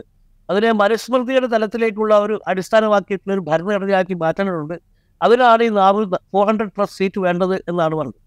ഇത് ഈ ഷെഡ്യൂൾ കാസ്റ്റുകൾക്കിടയിലും പിന്നോക്ക ജാതി വിഭാഗങ്ങൾക്കിടയിലും അതിപിന്നോക്ക ജാതി വിഭാഗങ്ങൾക്കിടയിലും വളരെ വലിയ തരത്തിലുള്ള റിയാക്ഷൻ ഉണ്ടാക്കി. അവരുടെ സംവരണം എടുത്തു കളയുന്നിടത്തേക്ക് പോലും ഉണ്ടാക്കുന്ന തരത്തിലുള്ള ഒരു പ്രചാരണം പ്രതിപക്ഷ പാർട്ടികൾ ഉണ്ടാവുകയും അത് വലിയ രീതിയിൽ വേരുപിടിക്കുകയും ചെയ്തിട്ടുള്ള കാഴ്ചയാണ് ഞാൻ കാണുന്നത്. അപ്പോൾ അതുകൊണ്ടാണ് ഈ പറയുന്നത് ഈ ഡിക്ലൈനിങ് ട്രെൻഡ് കണ്ടിന്യൂ ചെയ്യും എന്നുള്ളത്. അപ്പം അത് മാത്രമല്ല, ഈ BJP വളരെയധികം അവരുടെ ആൻറ്റി മുസ്ലിം റെട്ടറിക്കിലേക്ക് തിരിച്ചു പോയിട്ടുണ്ടെങ്കിലും ആ തിരിച്ചുപോക്കും വേണ്ടത്ര ഗുണം ചെയ്തിട്ടില്ല എന്നാണ് എനിക്ക് തോന്നുന്നത്. വെച്ചാൽ ഇതും ഒരു കഴിഞ്ഞ എത്രയോ കാലങ്ങളായിട്ട് പറഞ്ഞുകൊണ്ടിരിക്കുന്ന ഒരു കാര്യം അത് പിന്നെയും ആവർത്തിക്കുന്നു എന്ന് മറ്റൊരു പ്രതികരണമാണ് സാധാരണ ഹിന്ദു സമുദായത്തിൽ നിന്ന് എനിക്ക് കാണാൻ കഴിഞ്ഞിട്ടുള്ളത്. റൈറ്റ്. അതുപോലെ തന്നെ പ്രധാനമാണ് ഈ ലോക്സഭാ തെരഞ്ഞെടുപ്പ് തുടങ്ങുന്ന ഘട്ടത്തിൽ പ്രതിപക്ഷ സഖ്യത്തിൽ നിന്ന് പ്രതിപക്ഷ സഖ്യത്തെ ഭിന്നിപ്പിക്കാൻ BJPക്ക് സാധിച്ചു. അപ്പോൾ RLD കഴിഞ്ഞ കുറേ കാലമായിട്ട് BJP ചേരിയിലേക്ക് പോകാതെ പ്രതിപക്ഷ സഖ്യത്തിനൊപ്പം നിന്ന പാർട്ടിയായിരുന്നു RLDയെ NDAയിലേക്ക് കൊണ്ടുവരാൻ BJPക്ക് സാധിച്ചിരുന്നു. ജാട്ടുകൾക്കിടയിൽ വലിയ സ്വാധീനമുള്ള പാർട്ടിയാണ് രാഷ്ട്രീയ ലോക്ദൾ. അത് NDAയിലേക്ക് വരുന്നു എന്നുള്ളത് BJPക്ക് എത്രത്തോളം സഹായകമാകും എന്ന്, അത് വലിയ സഹായമാകും എന്ന് BJPയെ അനുകൂലിക്കുന്ന ആളുകൾ വിലയിരുത്തുന്നുണ്ട്. ഇപ്പോൾ പ്രത്യേകിച്ച് പടിഞ്ഞാറൻ ഉത്തർപ്രദേശിൽ ജാട്ട് മുസ്ലിം ഐക്യത്തിലൂടെ സ്വാധീനമുറപ്പിച്ച പാർട്ടിയാണ് RLD. അവർ NDAയിലേക്ക് മാറിയത് അത് പടിഞ്ഞാറൻ ഉത്തർപ്രദേശിലെങ്കിലും BJPക്ക് അനുകൂലമാകില്ലേ? അല്ല, സാധാരണഗതിയിൽ ഒരു വെറും അരിത്മെറ്റിക്കിൻ്റെ തലത്തിൽ, ഒരു കേവലമായിട്ടുള്ള കണക്കിൻ്റെ തലത്തിൽ മാത്രം പരിശോധിക്കുകയാണെങ്കിൽ തീർച്ചയായിട്ടും സഹായകമാവേണ്ടതാണ്. പക്ഷേ ഈ ജാട്ട് സമുദായത്തിൻ്റെ ഒരു പ്രധാനപ്പെട്ട ഘടകം എന്ന് വെച്ചാൽ അതിൽ ഏറ്റവും പ്രബലമായ വിഭാഗം കർഷകരാണ്. ഈ കർഷക ജനസാമാന്യത്തിനെതിരെ മോദി സർക്കാർ കഴിഞ്ഞ 10 വർഷമായിട്ട് വളരെ മോശമായ രീതിയിലുള്ള നയങ്ങളാണ് നടപ്പാക്കിയിട്ടുള്ളത് എന്ന് പറയുന്ന ഒരു വികാരം എന്ന് പറയുന്ന ഒരു കാര്യമുണ്ട്. ആ കാര്യത്തിൻ്റെ അടിസ്ഥാനത്തിൽ പരിശോധിക്കുന്ന സമയത്ത് ജാട്ട് സമൂഹത്തിനിടയിൽ വലിയ രീതിയിലുള്ള BJP വിരുദ്ധ വികാരം നിലനിൽക്കുന്നു. അപ്പം ഈ ജയന്ത് ചൗധരിയുടെ നേതൃത്വത്തിൽ രാഷ്ട്രീയ ലോക്ദൾ ഈ BJPയുമായിട്ട് ചേർന്നപ്പോൾ അത് ജാട്ട് സമൂഹത്തിലെ വലിയൊരു വിഭാഗം ആൾക്കാർ അതൊരു വിശ്വാസവഞ്ചനയായിട്ടാണ്, അതായത് സമാജ്വാദി പാർട്ടിയോട് കാണിച്ചിട്ടുള്ള വിശ്വാസവഞ്ചനയായിട്ടല്ല, മറിച്ച് തങ്ങളോട് തന്നെ കാണിച്ചിട്ടുള്ള വിശ്വാസവഞ്ചനയായിട്ടാണ് ഈ ജാട്ട് വിഭാഗത്തിന് സമൂഹത്തിൽ ഒരു വിഭാഗം കണ്ടത്. അപ്പം അതുകൊണ്ട് സംഭവിച്ചെന്താ വെച്ചാൽ ഈ ആദ്യത്തെ രണ്ട് ഘട്ടങ്ങളിലാണ് പടിഞ്ഞാറൻ ഉത്തർപ്രദേശിൽ വോട്ട് നടന്നത്. ആ വോട്ട് നടന്ന സമയത്ത് ഉണ്ടായിട്ടുള്ള ഏറ്റവും പ്രധാനപ്പെട്ട ഒരു ഫാക്ടർ എന്താണെന്ന് പറഞ്ഞു കഴിഞ്ഞാൽ ഈ ജാട്ട് വിഭാഗത്തിൽ നിന്ന് തന്നെ ഒരു വലിയ വിഭാഗം BJP അനുകൂലമായിട്ട് വോട്ട് ചെയ്യാതെ RLDക്ക് പോലും വോട്ട് ചെയ്യാതെ ഒരു സിറ്റുവേഷൻ ഉണ്ടായി. RLDയുടെ പരമ്പരാഗതമായിട്ട് RLD ജയിച്ചിരുന്ന മണ്ഡലമാണ് ബാഗ്പത്ത്. ആ ബാഗ്പത്തിൽ ഈ പാർട്ടിയുടെ ലോക്ദളിൻ്റെ സ്ഥാപകനായിട്ടുള്ള കരൺ സിംഗും അദ്ദേഹത്തിൻ്റെ പുത്രനായിട്ടുള്ള അജിത് സിംഗും ഒക്കെ പല പ്രാവശ്യം ജയിച്ചിട്ടുള്ളതാണ്. പക്ഷേ അവിടെ RLDയെ തോൽപ്പിച്ചിട്ടുള്ളത് BJP മാത്രമാണ് ഇതിനു മുമ്പ്. അപ്പോൾ അവിടെ അങ്ങനെയുള്ളൊരു സ്ഥലത്ത് പിന്നെ ഇത്തവണ BJPയുമായി വോട്ട് ചേർന്നതിന് ശേഷവും RLDയുടെ സ്ഥാനാർത്ഥി പരാജയപ്പെടാൻ സാധ്യതയുണ്ട് എന്നാണ് വോട്ടിങ്ങിന് ശേഷമുള്ള വിലയിരുത്തൽ. എന്തായിരിക്കും അന്തിമ വിധി എന്നുള്ളത് യഥാർത്ഥ വോട്ടുകൾ എണ്ണിക്കഴിഞ്ഞാലേ പറയാൻ പറ്റുള്ളൂ. പക്ഷേ ഇങ്ങനെ ഈ RLDയെ NDAയിലേക്ക് കൊണ്ടുപോയതിന് ഉള്ള പ്രധാനപ്പെട്ട ഒരു നേട്ടം, ആ നേട്ടം വേണ്ട രീതിയിൽ അതിൻ്റെ ഒരു അനുപാതം എന്തായാലും വളരെ കുറവാണ്. പ്രതീക്ഷിച്ചത്രയും വലിയ അനുപാതത്തിലല്ല ആ നേട്ടം ഉണ്ടായിട്ടുള്ളത് എന്നാണ് പടിഞ്ഞാറൻ ഉത്തർപ്രദേശിൽ കാണുന്ന കാഴ്ച. റൈറ്റ്. ഈ 2019 2014 അപേക്ഷിച്ച് BJPയുടെ സീറ്റെണ്ണം, ലോക്സഭയിലേക്കുള്ള ജനപ്രതിനിധികളുടെ സീറ്റെണ്ണം കുറയുന്നുണ്ടെങ്കിൽ പോലും 64 സീറ്റിൽ ജയിക്കാൻ അവർക്ക് സാധിച്ചിട്ടുണ്ട്. ആ തെരഞ്ഞെടുപ്പിൽ സമാജ്വാദി പാർട്ടി, BSP, RLD ഈ 3 പാർട്ടികളും ചേർന്നിട്ടുള്ള സഖ്യമാണ് BJPയെ എതിരിട്ടത്. നമ്മൾ ഈ അരിത്തമെറ്റിക് വെച്ച് നോക്കിക്കഴിഞ്ഞാൽ SP, BSP, RLD സഖ്യം എന്ന് പറഞ്ഞു കഴിഞ്ഞാൽ വളരെ ശക്തമായൊരു സഖ്യമാണ്. എന്നിട്ടും പക്ഷേ വലിയ പ്രകടനം കാഴ്ചവെക്കാൻ സാധിച്ചിട്ടില്ല. അതിനെ മാറ്റിയിട്ട് ഇക്കുറി സമാജ്വാദി പാർട്ടി കോൺഗ്രസ് സഖ്യമാണ്. കോൺഗ്രസിനെ സംബന്ധിച്ച് അവിടെ സംഘടനാ സംവിധാനം എന്ന് പറയുന്നത് വളരെ ദുർബലമാണ് എന്ന് എല്ലാവർക്കും അറിയാം. ഈ തെരഞ്ഞെടുപ്പിൽ എത്രത്തോളം ശക്തമായിരുന്നു ഈ സഖ്യം എന്നുള്ളൊരു ക്വസ്റ്റ്യൻ ഉണ്ടല്ലോ. അല്ല, ഈ പറഞ്ഞ പോലെ നമ്മളിപ്പോൾ ഈ 2019 സഖ്യത്തിൻ്റെ കാര്യം പറഞ്ഞാൽ ഇപ്പം വെറും വോട്ട് ശതമാനത്തിൻ്റെ കണക്ക് മാത്രം എടുക്കുകയാണെങ്കിൽ സമാജ്വാദി പാർട്ടി, ബഹുജൻ സമാജ് പാർട്ടി, രാഷ്ട്രീയ ലോക്ദൾ സഖ്യം 2019 തെരഞ്ഞെടുപ്പ് സ്വീപ്പ് ചെയ്യണമായിരുന്നു. വെച്ചാൽ അതിഭീകരമായി മാസീവായിട്ടൊരു ക്രഷിങ് വിക്ടറി ഉണ്ടാവേണ്ട ഒരു സഖ്യമായിരുന്നു. പക്ഷെ അതുണ്ടായില്ല. അതുണ്ടാവാതെ പോകാനുള്ള കാരണം അന്ന് രാജ്യത്ത് നിലനിൽക്കുന്ന ഭാരപ്പെട്ട ഒരു അന്തരീക്ഷം തന്നെയാണ്. അന്ന് പുൽവാമയിൽ നമ്മുടെ സൈനികർ ഈ മൈനിങ് ആക്രമണത്തിൽ കൊല്ലപ്പെട്ടതിനു ശേഷം ബാലക്കോട്ടിലൂടെ മോദി സർക്കാർ തിരിച്ചടിച്ചതിന് ശേഷമുള്ള വളരെയധികം വൈകാരികമായിട്ടുള്ള ദേശസ്നേഹം തുലച്ചു നിന്നിട്ടുള്ള ഒരു അന്തരീക്ഷത്തിലാണ് ആ തെരഞ്ഞെടുപ്പ് നടക്കുന്നത്. അപ്പോൾ അതുകൊണ്ട് തന്നെ ഈ നമ്മൾ കണക്കിൻ്റെ വെറും അരിത്മെറ്റിക്കിൻ്റെ അടിസ്ഥാനത്തിൽ നമ്മൾ പറയുന്ന ഈ വോട്ട് ശതമാനത്തിൻ്റെ കൂട്ടിച്ചേർക്കൽ നടക്കാതെ ആ രീതിയിൽ ആ ഇലക്ഷനിൽ വലിയ രീതിയിലുള്ള വോട്ട് ചോർച്ച, സമാജ്വാദി പാർട്ടിയുടെ പ്രധാനപ്പെട്ട വോട്ട് സ്രോതസ്സായ പിന്നോക്ക സമുദായത്തിൽ നിന്ന് ബഹുജൻ സമാജ് പാർട്ടിയുടെ വലിയ വോട്ട് സ്രോതസ്സായിട്ടുള്ള ദളിത് വിഭാഗങ്ങൾക്കിടയിൽ നിന്നെല്ലാം ഇത് വലിയ രീതിയിലുള്ള വോട്ട് ചോർച്ച സംഭവിക്കും. അതുകൊണ്ടാണ് ഈ ഓൺ പേപ്പർ നമ്മൾ കണക്കെടുത്ത് മാത്രം പരിശോധിക്കുമ്പോൾ വലിയ സഖ്യമായിരുന്ന ആ സഖ്യത്തിന് പ്രതീക്ഷിച്ച തരത്തിലുള്ള നേട്ടമുണ്ടാക്കാൻ കഴിയാതെ പോയി. ഇത്തവണയും സമാനമായ ഒരു നരറ്റീവിൻ്റെ അടിസ്ഥാനത്തിൽ ഉള്ള ഒരു കാര്യമാണ്. ഇപ്പോൾ കോൺഗ്രസിനൊക്കെ സംഘടനാപരമായിട്ട് യു പിയിൽ എവിടെയും ഇല്ലാത്തൊരു പാർട്ടിയാണ്. വളരെ പരിതാപകരമാണ് കോൺഗ്രസിൻ്റെ അവസ്ഥ. കഴിഞ്ഞ നിയമസഭാ തെരഞ്ഞെടുപ്പിൽ രാജു ചൂണ്ടിക്കാണിച്ചതുപോലെ 2 സീറ്റാണ് കോൺഗ്രസിന് കിട്ടിയത്. പക്ഷേ ഈ ഒരു തരത്തിലുള്ള ഓർഗനൈസേഷണൽ മിഷണറിയും എവിടെയും ഇല്ലാത്ത ഒരു പാർട്ടിയാണ്. ഈ തെരഞ്ഞെടുപ്പിൻ്റെ സഖ്യ ചർച്ചകൾക്ക് സമയത്ത് പല ആൾക്കാരുടെയും അഭിപ്രായം ഉണ്ടായിരുന്നത് എന്താണെന്ന് വെച്ചാൽ ഈ കോൺഗ്രസിന് കൊടുക്കുന്ന സീറ്റെല്ലാം അത് വളരെ ദുർബലരായിട്ടുള്ള സ്ഥാനാർത്ഥികളാണ് വരാൻ പോകുന്നത്. പാർട്ടി സംവിധാനം ഇല്ലാത്തതുകൊണ്ട് അവിടെ മത്സരിക്കാൻ പറ്റാത്ത സാഹചര്യം. അത് ശരിവെക്കുന്ന തരത്തിലുള്ള പല കാര്യങ്ങൾ. ഇപ്പോൾ അലഹബാദിലെ മുഖ്യ മണ്ഡലത്തിൽ മത്സരിക്കുന്നത് നേരത്തെ സമാജ്വാദി പാർട്ടിയിൽ ഉണ്ടായിരുന്ന സമാജ്വാദി പാർട്ടിയിലെ വളരെ പ്രമുഖനായിട്ടുള്ള നേതാവായിരുന്ന രേവതി രാമൻ സിംഗിൻ്റെ പുത്രനാണ് അവിടെ കോൺഗ്രസിൻ്റെ സ്ഥാനാർത്ഥിയായിട്ട് മത്സരിക്കുന്നത്. അപ്പോൾ ഈ രീതിയിൽ ഉള്ള ഉജ്വൽ രേവതി രാമൻ സിംഗ് എന്ന ചെറുപ്പക്കാരനാണ്. പക്ഷേ അയാളെ ഈ തെരഞ്ഞെടുപ്പ് തൊട്ട് മുമ്പേ സമാജ്വാദി പാർട്ടിയിൽ നിന്ന് അഖിലേഷ് യാദവിൻ്റെ സമ്മതത്തോടുകൂടി രാജിവെപ്പിച്ച് കോൺഗ്രസിൽ ചേർത്തിട്ടാണ് അവിടെ മത്സരിക്കുന്നത്. പകരം പല സ്ഥലത്തും വേണ്ടത്ര ശക്തരായിട്ടുള്ള സ്ഥാനാർത്ഥികളില്ലാത്തൊരു പാർട്ടിയാണ് കോൺഗ്രസ്. അപ്പോൾ പക്ഷെ എന്നിട്ട് പോലും ഈ പറഞ്ഞിട്ടുള്ള ഒരു നറേറ്റീവിൻ്റെ തലത്തിൽ, അതായത് ഞാൻ പറഞ്ഞ BJPയുടെ നറേറ്റീവ് വിജയിക്കാതിരിക്കുകയും മറുവശത്ത് തൊഴിലില്ലായ്മ, വിലക്കയറ്റം, ഈ പറഞ്ഞ രീതിയിൽ ഭരണഘടനയെ മാറ്റിമറിച്ചുകൊണ്ടുള്ള സംവരണം ഒഴിവാക്കാൻ വേണ്ടിയിട്ടുള്ള ശ്രമം BJP നടത്തുന്നു എന്നിങ്ങനെയുള്ള കാര്യങ്ങളെ ആധാരമാക്കിയിട്ടുള്ള പ്രചാരണത്തിൻ്റെ ആ ഒരു മേൽക്കൈയിലാണ് ഇപ്പോൾ കോൺഗ്രസിൻ്റെ സ്ഥാനാർത്ഥികൾ പല സ്ഥലത്തും വലിയ രീതിയിൽ മുന്നേറിക്കൊണ്ടിരിക്കുന്നതിനുള്ള ഗ്രൗണ്ട് ലെവൽ റിപ്പോർട്ട്സ് കിട്ടിക്കൊണ്ടിരിക്കുന്നത്.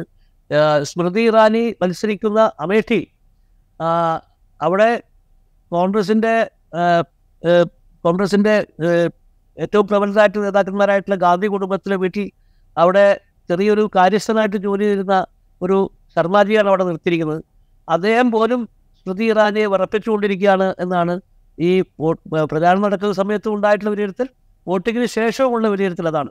ഞാൻ പറഞ്ഞ പോലെ അന്തിമമായിട്ട് ഈ തരത്തിലുള്ള അനുമാനങ്ങളെല്ലാം ശരിയായി വരുമോ ഇല്ലയോ എന്നുള്ളത് തെരഞ്ഞെടുപ്പിൻ്റെ വിധി പ്രഖ്യാപനത്തിൽ മാത്രമേ നമുക്ക് മനസ്സിലാവുള്ളൂ. പക്ഷേ പൊതു അന്തരീക്ഷം ഈ രീതിയിൽ ഇങ്ങനെ ഈ സംഘടനാപരമായിട്ടുള്ള ദൗർബല്യങ്ങളെല്ലാം നിലനിൽക്കുമ്പോൾ തന്നെ സമാജ്വാദി പാർട്ടി കോൺഗ്രസ് സഖ്യത്തിൽ അനുകൂലമാവുകയും കോൺഗ്രസിലെ സംഘടനാപരമായിട്ടുള്ള പ്രശ്നങ്ങൾ വേണ്ട രീതിയിൽ പ്രതിഫലിക്കാത്ത ഒരു സാഹചര്യവും ഈ തെരഞ്ഞെടുപ്പിൽ പൊതുവായിട്ട് കാണുന്നുണ്ട്.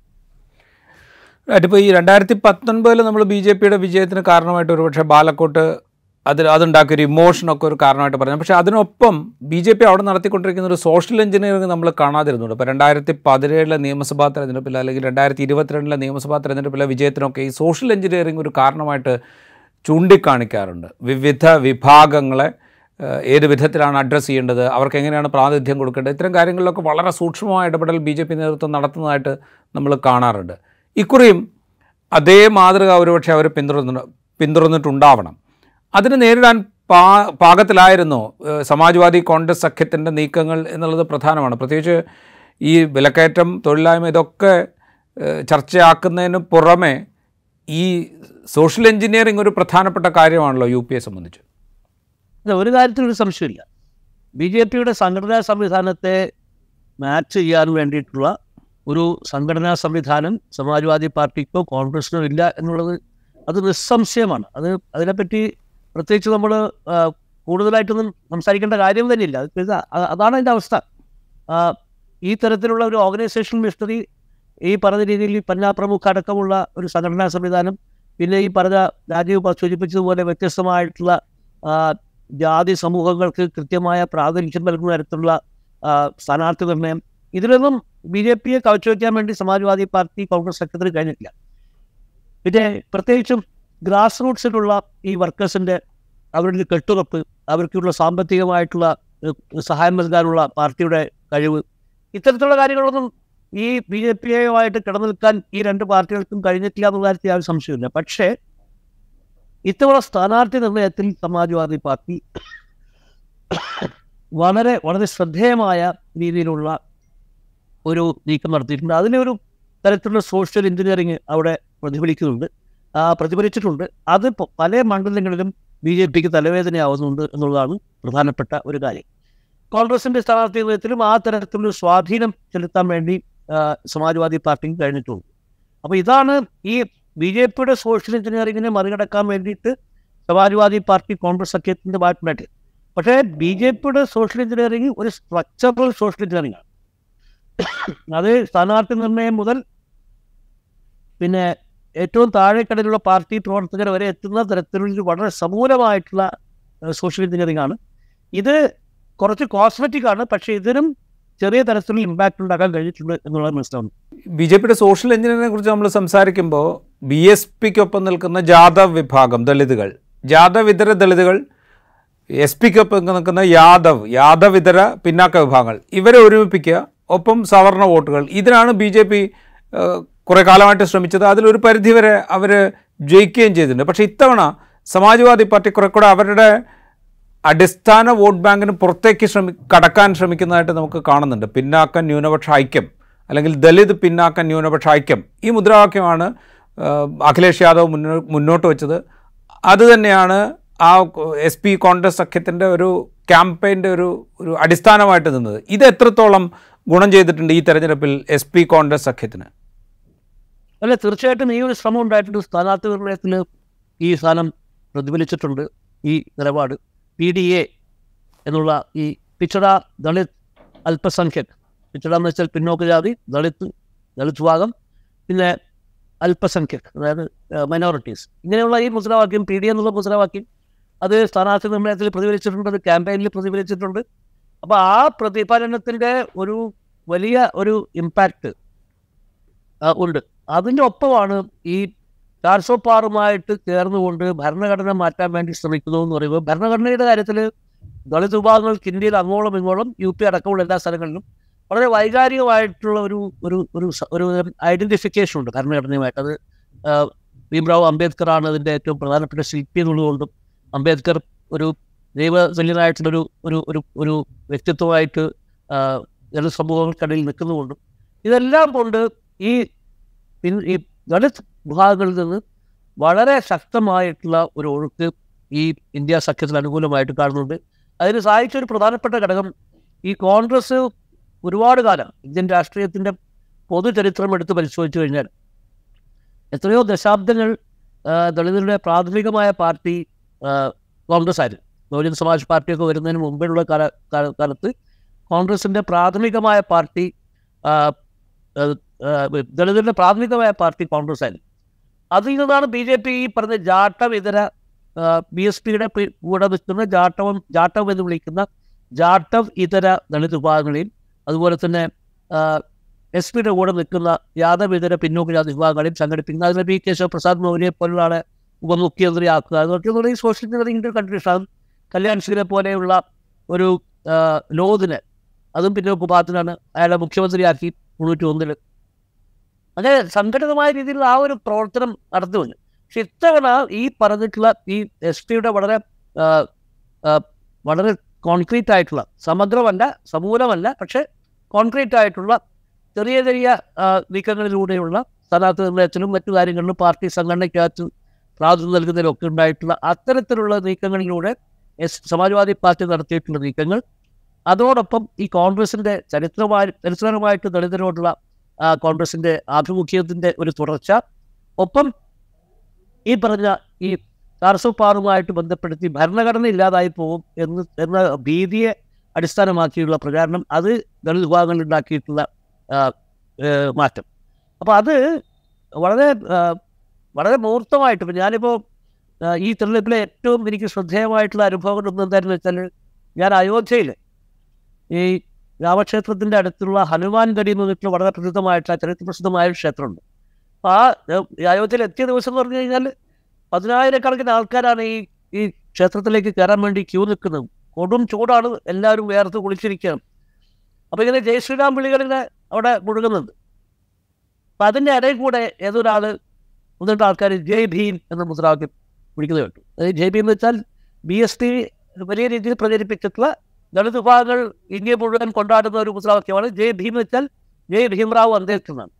അപ്പം ഞാൻ ഈ മുദ്രാവാക്യം ഇങ്ങനെ ഈ ആരോ വിളിച്ചു കേട്ടിട്ട് ഞാൻ തിരിഞ്ഞു നോക്കുമ്പോൾ പിന്നെ കാണുന്നത് വെച്ചാൽ ഈ രാമക്ഷേത്രം ഈ ഹനുമാൻഗഡിയിലേക്ക് കയറാൻ വേണ്ടി നിൽക്കുന്ന 10,000-കണക്കിന് ആൾക്കാരുടെ കൂട്ടത്തിൽ 1-2 കുടുംബങ്ങൾ തിരിഞ്ഞു നിൽക്കുന്നു. എന്നുവെച്ചാൽ കുടുംബങ്ങൾ എന്ന് വെച്ചാൽ ചെറുപ്പക്കാരായിട്ടുള്ള ഒരു ദളിത് യുവാവ്, ഒരു ദളിത് യുവതി, 2 ചെറിയ കുട്ടികൾ, അവരാണ് ഈ ആദ്യം തിരിഞ്ഞു നിൽക്കുന്നത്. അവർ ഈ മുദ്രാവാക്യം വിളിച്ച ആളോട് നോക്കിയിട്ട് ജയ് ഭീം ജയ് സംവിധാൻ എന്ന് തിരിച്ചു മുദ്രാവാക്യം വിളിക്കുന്ന കാര്യം. അതെന്ന് വെച്ചാൽ ഇത് ബേസിക്കായിട്ട് ഈ ഭരണഘടന, സംവിധാനം എന്ന് വെച്ചാൽ ഭരണഘടന. അപ്പോൾ ഇതാണ് ഈ പറഞ്ഞ രീതിയിലുള്ള ഇത് രാമക്ഷേത്രത്തിൻ്റെ തൊട്ട് അടുത്തുള്ള ഹനുമാൻഗഡിയിലാണ്. അതിന് മുമ്പിൽ ഈ ഹനുമാൻഗഡിയിലേക്ക് ദർശനം നടത്താൻ വേണ്ടി പോകുന്ന ഒരു കുടുംബത്തിൽ നിന്നുള്ള പ്രതികരണമാണ് ഓർമ്മിക്കണം. പിന്നെ ഞാൻ അയാളോട് സംസാരിച്ചപ്പോൾ അയാൾ സുൽത്താൻപൂർ എന്ന് പറഞ്ഞിട്ടുള്ള അടുത്തുള്ള ജില്ലയിൽ നിന്ന് വന്ന ആളാണ്. അമേഠിക്ക് അടുത്ത സ്ഥലമാണ്. അമേഠിക്കും അയോധ്യയ്ക്കും ഇടയിലുള്ള സ്ഥലമാണ് സുൽത്താൻപൂർ. മേനകാ ഗാന്ധിയാണ് ഇപ്പോൾ അവിടെ മത്സരിക്കുന്നത്. അപ്പോൾ അവിടെ നിന്നുള്ളതാണ്. അപ്പോൾ അയാളോട് ഞാൻ പറഞ്ഞപ്പോൾ നിങ്ങൾ ഈ രാമക്ഷേത്രം കാണാൻ വന്നിട്ടുള്ള നിങ്ങൾ ജയ് ഭീം ജയ് സംവിധാനം എന്നുള്ള മുദ്രാവാക്യം വിളിക്കുന്നതിനാ. അപ്പോൾ അദ്ദേഹം പറഞ്ഞു വെച്ചാൽ ആ കുടുംബം പറഞ്ഞതെന്ന് വെച്ചാൽ ഞങ്ങളുടെ രാഷ്ട്രീയം വേറെ, വിശ്വാസം വേറെ എന്നാണ്. അപ്പം അങ്ങനെയുള്ള ഈ വിശ്വാസവും രാഷ്ട്രീയവും കൂടെ കുഴഞ്ഞു പറഞ്ഞു നിൽക്കുന്ന ഒരു സാഹചര്യത്തിൽ നിന്നും വിശ്വാസം വേറെ രാഷ്ട്രീയം വേറെ എന്ന് പറയുന്ന ഒരു സ്ഥിതിയിലേക്ക് കാര്യങ്ങൾ എത്തിയിട്ടുണ്ട് എന്നുള്ളതാണ് ഇത്തവണത്തെ ഈ പറഞ്ഞിട്ടുള്ള BJPയുടെ സമഗ്രമായിട്ടുള്ള comprehensive social engineering versus SP കോൺഗ്രസിൻ്റെ കോസ്മെറ്റിക് സോഷ്യൽ എഞ്ചിനീയറിംഗ് തമ്മിലുള്ള വ്യത്യാസം, അല്ലെങ്കിൽ SP കോൺഗ്രസ് സഖ്യത്തിൻ്റെ സോഷ്യൽ എഞ്ചിനീയറിംഗ് നരേറ്റീവ് എന്ന് പറയുന്നതായിട്ടുള്ള വ്യത്യാസം എന്നാണ് എനിക്ക് തോന്നുന്നത്. റൈറ്റ്. നമ്മൾ ഈ SP യുടെ കാര്യം പറയുമ്പോൾ 2002 നിയമസഭാ തെരഞ്ഞെടുപ്പ് എടുത്തു കഴിഞ്ഞാൽ SPക്ക് ഒരുപക്ഷെ അധികാരം തിരിച്ചു പിടിച്ചേക്കാം എന്നുള്ള മട്ടിലുള്ള വലിയ മത്സരം SP കാഴ്ചവെച്ച തെരഞ്ഞെടുപ്പായിരുന്നു 2022. പക്ഷേ അധികാരത്തിൽ അവർക്ക് തിരിച്ചെത്താനായില്ല. പക്ഷേ 2017 അപേക്ഷിച്ച് വലിയ തോതിൽ സീറ്റെണ്ണം കൂട്ടി 111 സീറ്റിൽ അവർ അധികാരത്തിലെത്തി. പരാജയപ്പെട്ട പല മണ്ഡലങ്ങളിലും വളരെ ചെറിയ വോട്ടിനാണ് SPയുടെ സ്ഥാനാർത്ഥികൾ അക്കുറി പരാജയപ്പെട്ടത്. അവിടെ നിന്ന് 2024 എത്തുമ്പോൾ കൂടുതൽ ശക്തിയോടെ മത്സരിക്കാനുള്ള ഒരു ശേഷി SP ആർജിച്ചിട്ടുണ്ടോ? ഞാൻ ചോദിക്കുന്നത് ഈ മുലായം സിംഗിൻ്റെ കുടുംബത്തിലുണ്ടായിരുന്ന തർക്കങ്ങൾ, ഇപ്പോൾ ശിവപാൽ സിംഗ് യാദവ് വേറെ പാർട്ടി ഉണ്ടാക്കി പോയിരുന്നു, അദ്ദേഹം തിരിച്ചു വരുന്നു, അങ്ങനെ ഈ കുടുംബത്തിലുണ്ടായിരുന്ന തർക്കങ്ങളൊക്കെ പരിഹരിച്ചുകൊണ്ട് കുറെ കൂടെ ശക്തമായിട്ട് മുന്നോട്ട് വരാൻ ഈ തെരഞ്ഞെടുപ്പിൽ SPക്ക് കഴിഞ്ഞിട്ടുണ്ടോ? തീർച്ചയായിട്ടും ഉണ്ട്. അത് വെച്ചാൽ പ്രത്യേകിച്ചും അവരുടെ കോട്ടകൊത്തളങ്ങൾ എന്ന് പറയുന്ന ഈ മധ്യ ഉത്തർപ്രദേശ് മേഖലയിൽ, അതായത് മീൻപുരി, ഇറ്റാവ, കന്നൗജ്, ഇത്തരത്തിലുള്ള സീറ്റുകൾ, ഫിറോസാബാദ്, ഇത്തരത്തിലുള്ള സീറ്റുകളിൽ കഴിഞ്ഞ തവണ കന്നൗജിലൊക്കെ ഡിംപിൾ യാദവ് മത്സരിച്ച് തോറ്റുപോയ സ്ഥലമാണ്. അവിടെ BJP കഴിഞ്ഞ തവണ തോൽപ്പിക്കാൻ, ഈ SP തോൽപ്പിക്കാൻ വേണ്ടി സഹായിച്ച ഏറ്റവും പ്രധാനപ്പെട്ട ഘടകം അവിടെ ഏതാണ്ട് 100ഓളം ആ മണ്ഡലത്തിലെ ലോക്കൽ ഇൻഫ്ലുവൻസേഴ്സ്, മറ്റു party, Samajwadi party, Bahujan Samaj party അടക്കമുള്ള പാർട്ടികളുടെ ലോക്കൽ ഇൻഫ്ലുവൻസ്, പ്രാദേശികമായിട്ട് സ്വാധീനമുള്ള ചെറിയ നേതാക്കന്മാരെ ഏതാണ്ട് 100ഓളം പേരെ ആ തെരഞ്ഞെടുപ്പിൽ ആ ഒറ്റ മണ്ഡലത്തിൽ BJPയിലേക്ക് ആകർഷിക്കാൻ ഇപ്പോൾ ഈ തെരഞ്ഞെടുപ്പിൻ്റെ മുന്നോടിയിൽ അതിൻ്റെ റണ്ണപ്പിൽ ഇന്ത്യയിൽ അങ്ങോളം ഇങ്ങോളമുള്ള പ്രതിപക്ഷ പാർട്ടികളിലെ ആൾക്കാരെ കൂടുതലായിട്ട് പാർട്ടിയിലേക്ക് വലിച്ചതുപോലെ ആ തെരഞ്ഞെടുപ്പിൽ കന്നൗജിൽ അങ്ങനെ കോൺസെൻട്രേറ്റ് ചെയ്തിട്ട് അങ്ങനെ വർക്ക് ചെയ്ത് ആ മൈക്രോ മാനേജ്മെൻറ്റ് വളരെ സജീവമായിട്ട് വിജയിച്ചതിൻ്റെ ഒരു കാര്യമാണ്. അപ്പം അതിൻ്റെ കൂട്ടത്തിൽ അങ്ങനെ വിജയിക്കാനുള്ള സഹായിച്ചൊരു ഘടകം ഈ കുടുംബത്തിനകത്തെ പ്രശ്നം. ശിവപാൽ യാദവ് കഴിഞ്ഞ തവണ വേറെയാണ് മത്സരിച്ചത്, അദ്ദേഹം സ്വന്തം പാർട്ടി ഉണ്ടാക്കി വേറെ മത്സരിക്കുന്നുണ്ടായി. അപ്പോൾ അങ്ങനെ ഈ പറഞ്ഞ രീതിയിലുള്ള ഒരുപാട് ഘടകങ്ങൾ വെച്ചുകൊണ്ട് സമാജ്വാദി പാർട്ടി ദുർബലമായിരുന്നു. ഇത്തവണ ഈ കുടുംബത്തിനകത്തെ പ്രശ്നങ്ങളെല്ലാം പരിഹരിച്ചുകൊണ്ട് ശിവപാൽ യാദവും വളരെ സജീവമായ രംഗത്ത് ശിവപാൽ യാദവിൻ്റെ മകൻ മത്സരിക്കുന്നുമുണ്ട്. അപ്പോൾ അങ്ങനെ ഈ പറഞ്ഞ രീതിയിൽ ഇവരുടെ ഈ ഏറ്റവും പ്രധാനപ്പെട്ട സമാജ്വാദി പാർട്ടിയുടെ പിന്നെ ഏറ്റവും പ്രധാനപ്പെട്ട ബാസ്റ്റിൽ അല്ലെങ്കിൽ ഗഡ് എന്ന് ഹിന്ദിയിൽ വിളിക്കുന്ന ആ മേഖലയിൽ ഇത്തവണ വലിയ രീതിയിലുള്ള ഒരു തിരിച്ചുവരവ് ഈ പാർട്ടി കാണിക്കുന്ന സംശയമില്ല. അതോടൊപ്പം ഈ പറഞ്ഞ ഈ കിഴക്കൻ ഉത്തർപ്രദേശിൽ, പൂർവാഞ്ചൽ എന്ന് വിളിക്കുന്ന കിഴക്കൻ ഉത്തർപ്രദേശിലും സമാജ്വാദി പാർട്ടിക്ക് കഴിഞ്ഞ നിയമസഭാ തെരഞ്ഞെടുപ്പിന്റെ സമയത്ത് തന്നെ നല്ല മുന്നേറ്റം ഉണ്ടാക്കാൻ പറ്റിയിട്ടുണ്ടായിരുന്നു.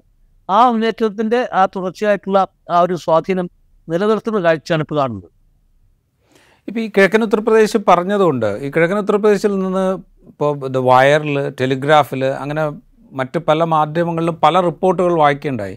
അതിലൊക്കെ ഈ തൊഴിലില്ലായ്മ, വിലക്കയറ്റം, ഇത്തരം കാര്യങ്ങളൊക്കെയാണ് പ്രധാനപ്പെട്ട സംഗതികൾ എന്ന മട്ടിൽ അവിടെയുള്ള ആളുകളുടെ റിയാക്ഷൻസ് ഈ റിപ്പോർട്ടുകളിലൊക്കെ നിരന്തരം കാണാനിടയായിരുന്നു.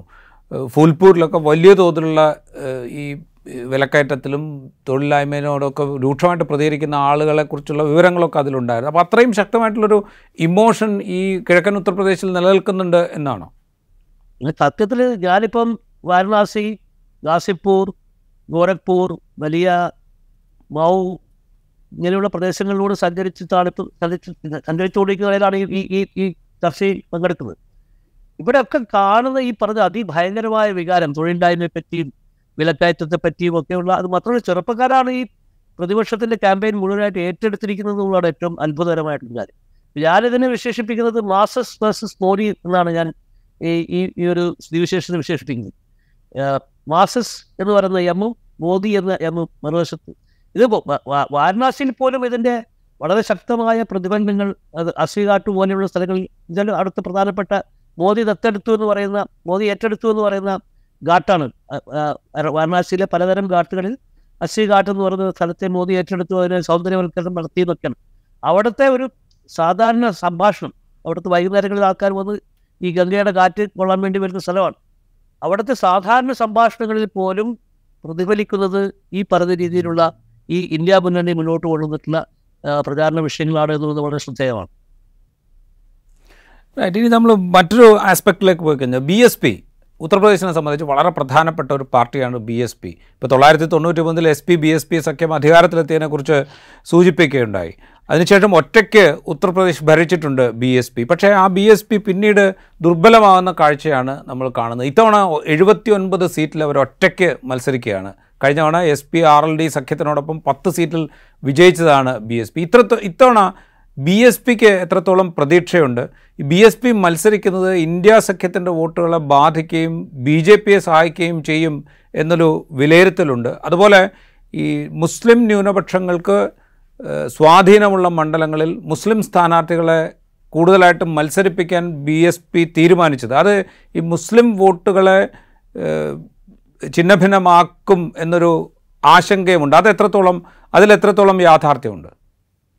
ഇല്ല, അത് ഈ പറഞ്ഞ അവസാനത്തെ ഘടകം തീർച്ചയായിട്ടും അത് എല്ലാ സ്ഥലത്തും വർക്ക് ചെയ്തു. പക്ഷേ ഇത്തവണ ഈ തരത്തിലുള്ള ഈ ഭിന്നിപ്പിക്കൽ തന്ത്രങ്ങൾ മുസ്ലിം ന്യൂനപക്ഷത്തിനുമായിട്ട് ഇടയിൽ അത് വേണ്ട രീതിയിൽ വർക്ക് ചെയ്യുന്നില്ല എന്നാണ് നമുക്ക് ഗ്രൗണ്ട് ലെവൽ സിറ്റുവേഷനിൽ മനസ്സിലാവുന്നത്. മറ്റ് തെരഞ്ഞെടുപ്പുകളിൽ ബാധിക്കുന്നത് പോലെ എല്ലാവർക്കും ഇതൊരു ജീവൻ മരണ പോരാട്ടമാണ് എന്നുള്ളൊരു തോന്നൽ പ്രത്യേകിച്ചും മുസ്ലിം ന്യൂനപക്ഷങ്ങൾക്കിടയിലുണ്ട് എന്നുള്ളതാണ് നമുക്ക് ഗ്രൗണ്ടിൽ കിട്ടുന്ന ഫീൽ. അതുപോലെ BSP തീർച്ചയായും സജീവമായിട്ടൊരു വലിയ BJPയെ പോലെ തന്നെ വളരെ സ്ട്രക്ചേർഡ് ആയിട്ടുള്ളൊരു പാർട്ടിയാണ്. ഗ്രാസ് റൂട്ട്സിൽ വലിയ സ്വാധീനമുള്ള പാർട്ടിയാണ്. പക്ഷേ കഴിഞ്ഞ ഒരു 3-4 വർഷമായിട്ട് ബഹുജൻ സമാജ് പാർട്ടി നേതൃത്വം, പ്രത്യേകിച്ചും മായാവതി, BJPയുടെ ഒരു B ടീമാണ് എന്നുള്ളൊരു ഒരു ഒരു തോന്നൽ അത് BSPയുടെ താഴെക്കടയിലുള്ള പ്രചാരകർക്കിടയിൽ തന്നെയുണ്ട്. ഉദാഹരണത്തിന് അമേഠിയിൽ ഈ തെരഞ്ഞെടുപ്പിൻ്റെ പോളിംഗ് നടക്കുന്ന ദിവസം അമേഠിയിലും റായ്ബറയിലും കണ്ടിട്ടുള്ള അത്ഭുതകരമായ ഒരു കാഴ്ച എന്താണെന്ന് വെച്ചാൽ ഈ BSPയുടെ പോളിംഗ് ബൂത്ത് ഏജൻ്റായിട്ട് നിയമിച്ചിട്ടുള്ള ഏതാണ്ട് 50ഓളം പേർ പല സ്ഥലങ്ങളിലായിട്ട് ഈ പോളിംഗ് ബൂത്തിൽ വന്നിട്ട് BSPയുടെ കടലാസൊക്കെ വാങ്ങിയിട്ട് അവിടെ വെച്ച് അവർ പരസ്യമായി പ്രഖ്യാപിക്കുകയാണ് ടെലിവിഷൻ ക്യാമറകൾക്ക് മുമ്പിൽ, ഞങ്ങൾ BSP വിടുകയാണ്, ഞങ്ങൾ ഇന്ത്യ സഖ്യത്തിന് വേണ്ടി പങ്കെടുക്കാൻ പോകുന്നത്. ഇത് ഡ്രമാറ്റിക് ആയിട്ടുള്ള ഒരുപാട് സംഭവങ്ങൾ ഈ റായ്ബറയിൽ നിന്നും അമേഠിയിൽ നിന്നും റിപ്പോർട്ട് ചെയ്യപ്പെട്ടിട്ടുണ്ട്. അപ്പോൾ ഇങ്ങനെയുള്ള ഒരു തരം ചേർണിങ്ങിൽ കൂടിയാണ് ഇപ്പോൾ BSP കടന്നുപോയിക്കൊണ്ടിരിക്കുന്നത്.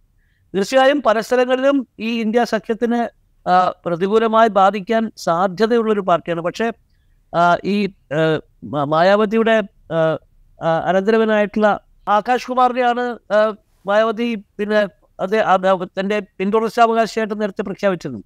പക്ഷേ അയാളെ ഈ തെരഞ്ഞെടുപ്പിലെ ആദ്യത്തെ 2 ഘട്ടങ്ങൾ കഴിഞ്ഞപ്പോൾ 3-ാം ഘട്ടമാകുന്ന സമയത്ത് അയാളെ എല്ലാ പാർട്ടിയുടെ അധികാര സ്ഥാനങ്ങളിൽ നിന്നും മാറ്റി. പിന്നെ ജോൺപൂരിൽ ധനഞ്ജയ് സിംഗ് എന്ന് പറയുന്ന ഒരു പ്രബലനായിട്ടുള്ള അവിടുത്തെ ലോക്കൽ ഡോണിൻ്റെ വൈഫിനെയാണ്, ഠാക്കൂർ ഡോണിൻ്റെ വൈഫിനെയാണ് ബഹുജൻ സമാജ് പാർട്ടിയുടെ സ്ഥാനാർത്ഥിയെ മത്സരിപ്പിച്ചിരുന്നത്. ആ സ്ഥാനാർത്ഥിയെ മാറ്റി പഴയ MP തിരിച്ചു കൊണ്ടുവന്നു. അപ്പോൾ ഇതൊക്കെ അമിത്ഷായുടെ നിർദ്ദേശപ്രകാരമാണ് നടന്നത് എന്ന് പറഞ്ഞിട്ടുള്ള ഒരു പ്രചാരണവും നിൽക്കുന്നു. അപ്പോൾ ഇതിൻ്റെയൊക്കെ പശ്ചാത്തലത്തിൽ BSPക്ക് കഴിഞ്ഞ തവണ ഒരു കാഴ്ചവെച്ച 10 സീറ്റിൻ്റെ പ്രകടനം തീർച്ചയായിട്ടും കാഴ്ചവെക്കാൻ പറ്റും തോന്നുന്നില്ല. അതോടൊപ്പം അവരൊരു സിംഗിൾ ഡിജിറ്റിൽ ഒതുങ്ങാനാണ് സാധ്യത. ഇനിയിപ്പോൾ ചിലപ്പോൾ ഒരു സീറ്റും ജയിക്കാൻ പറ്റാത്തൊരു സാഹചര്യവും ചിലപ്പോൾ ഉണ്ടായിക്കൂടായില്ല. ഇത് പറയുമ്പോഴേ ദളിത് വിഭാഗം എന്ന് പറയുന്ന ഉത്തർപ്രദേശിനെ സംബന്ധിച്ച് ഏതാണ്ട് 20% തൊട്ട് മുകളിലുണ്ട്. 20-21% ഇടയിൽ ദളിത് വിഭാഗങ്ങളുടെ പ്രാതിനിധ്യമുണ്ട് ഉത്തർപ്രദേശിൽ. അതിൽ തന്നെ വളരെ ശക്തമായൊരു വിഭാഗമാണ് BSPയുടെ വോട്ട് ബാങ്കായ ജാട്ടവ് എന്ന് പറയുന്നത്. അവരുടെ BSP മാത്രമല്ല, ഈ ചന്ദ്രശേഖർ ആസാദിൻ്റെ പാർട്ടിയും ചെറിയ സീറ്റുകൾ 8 സീറ്റിലെങ്കിൽ 8 സീറ്റിൽ അവർ മത്സരിക്കുന്നുണ്ട്. ഇതും ഈ BSPയെ പോലെ തന്നെ ഈ വോട്ടുകളെ ചിതറിക്കാൻ കാരണമാവോ?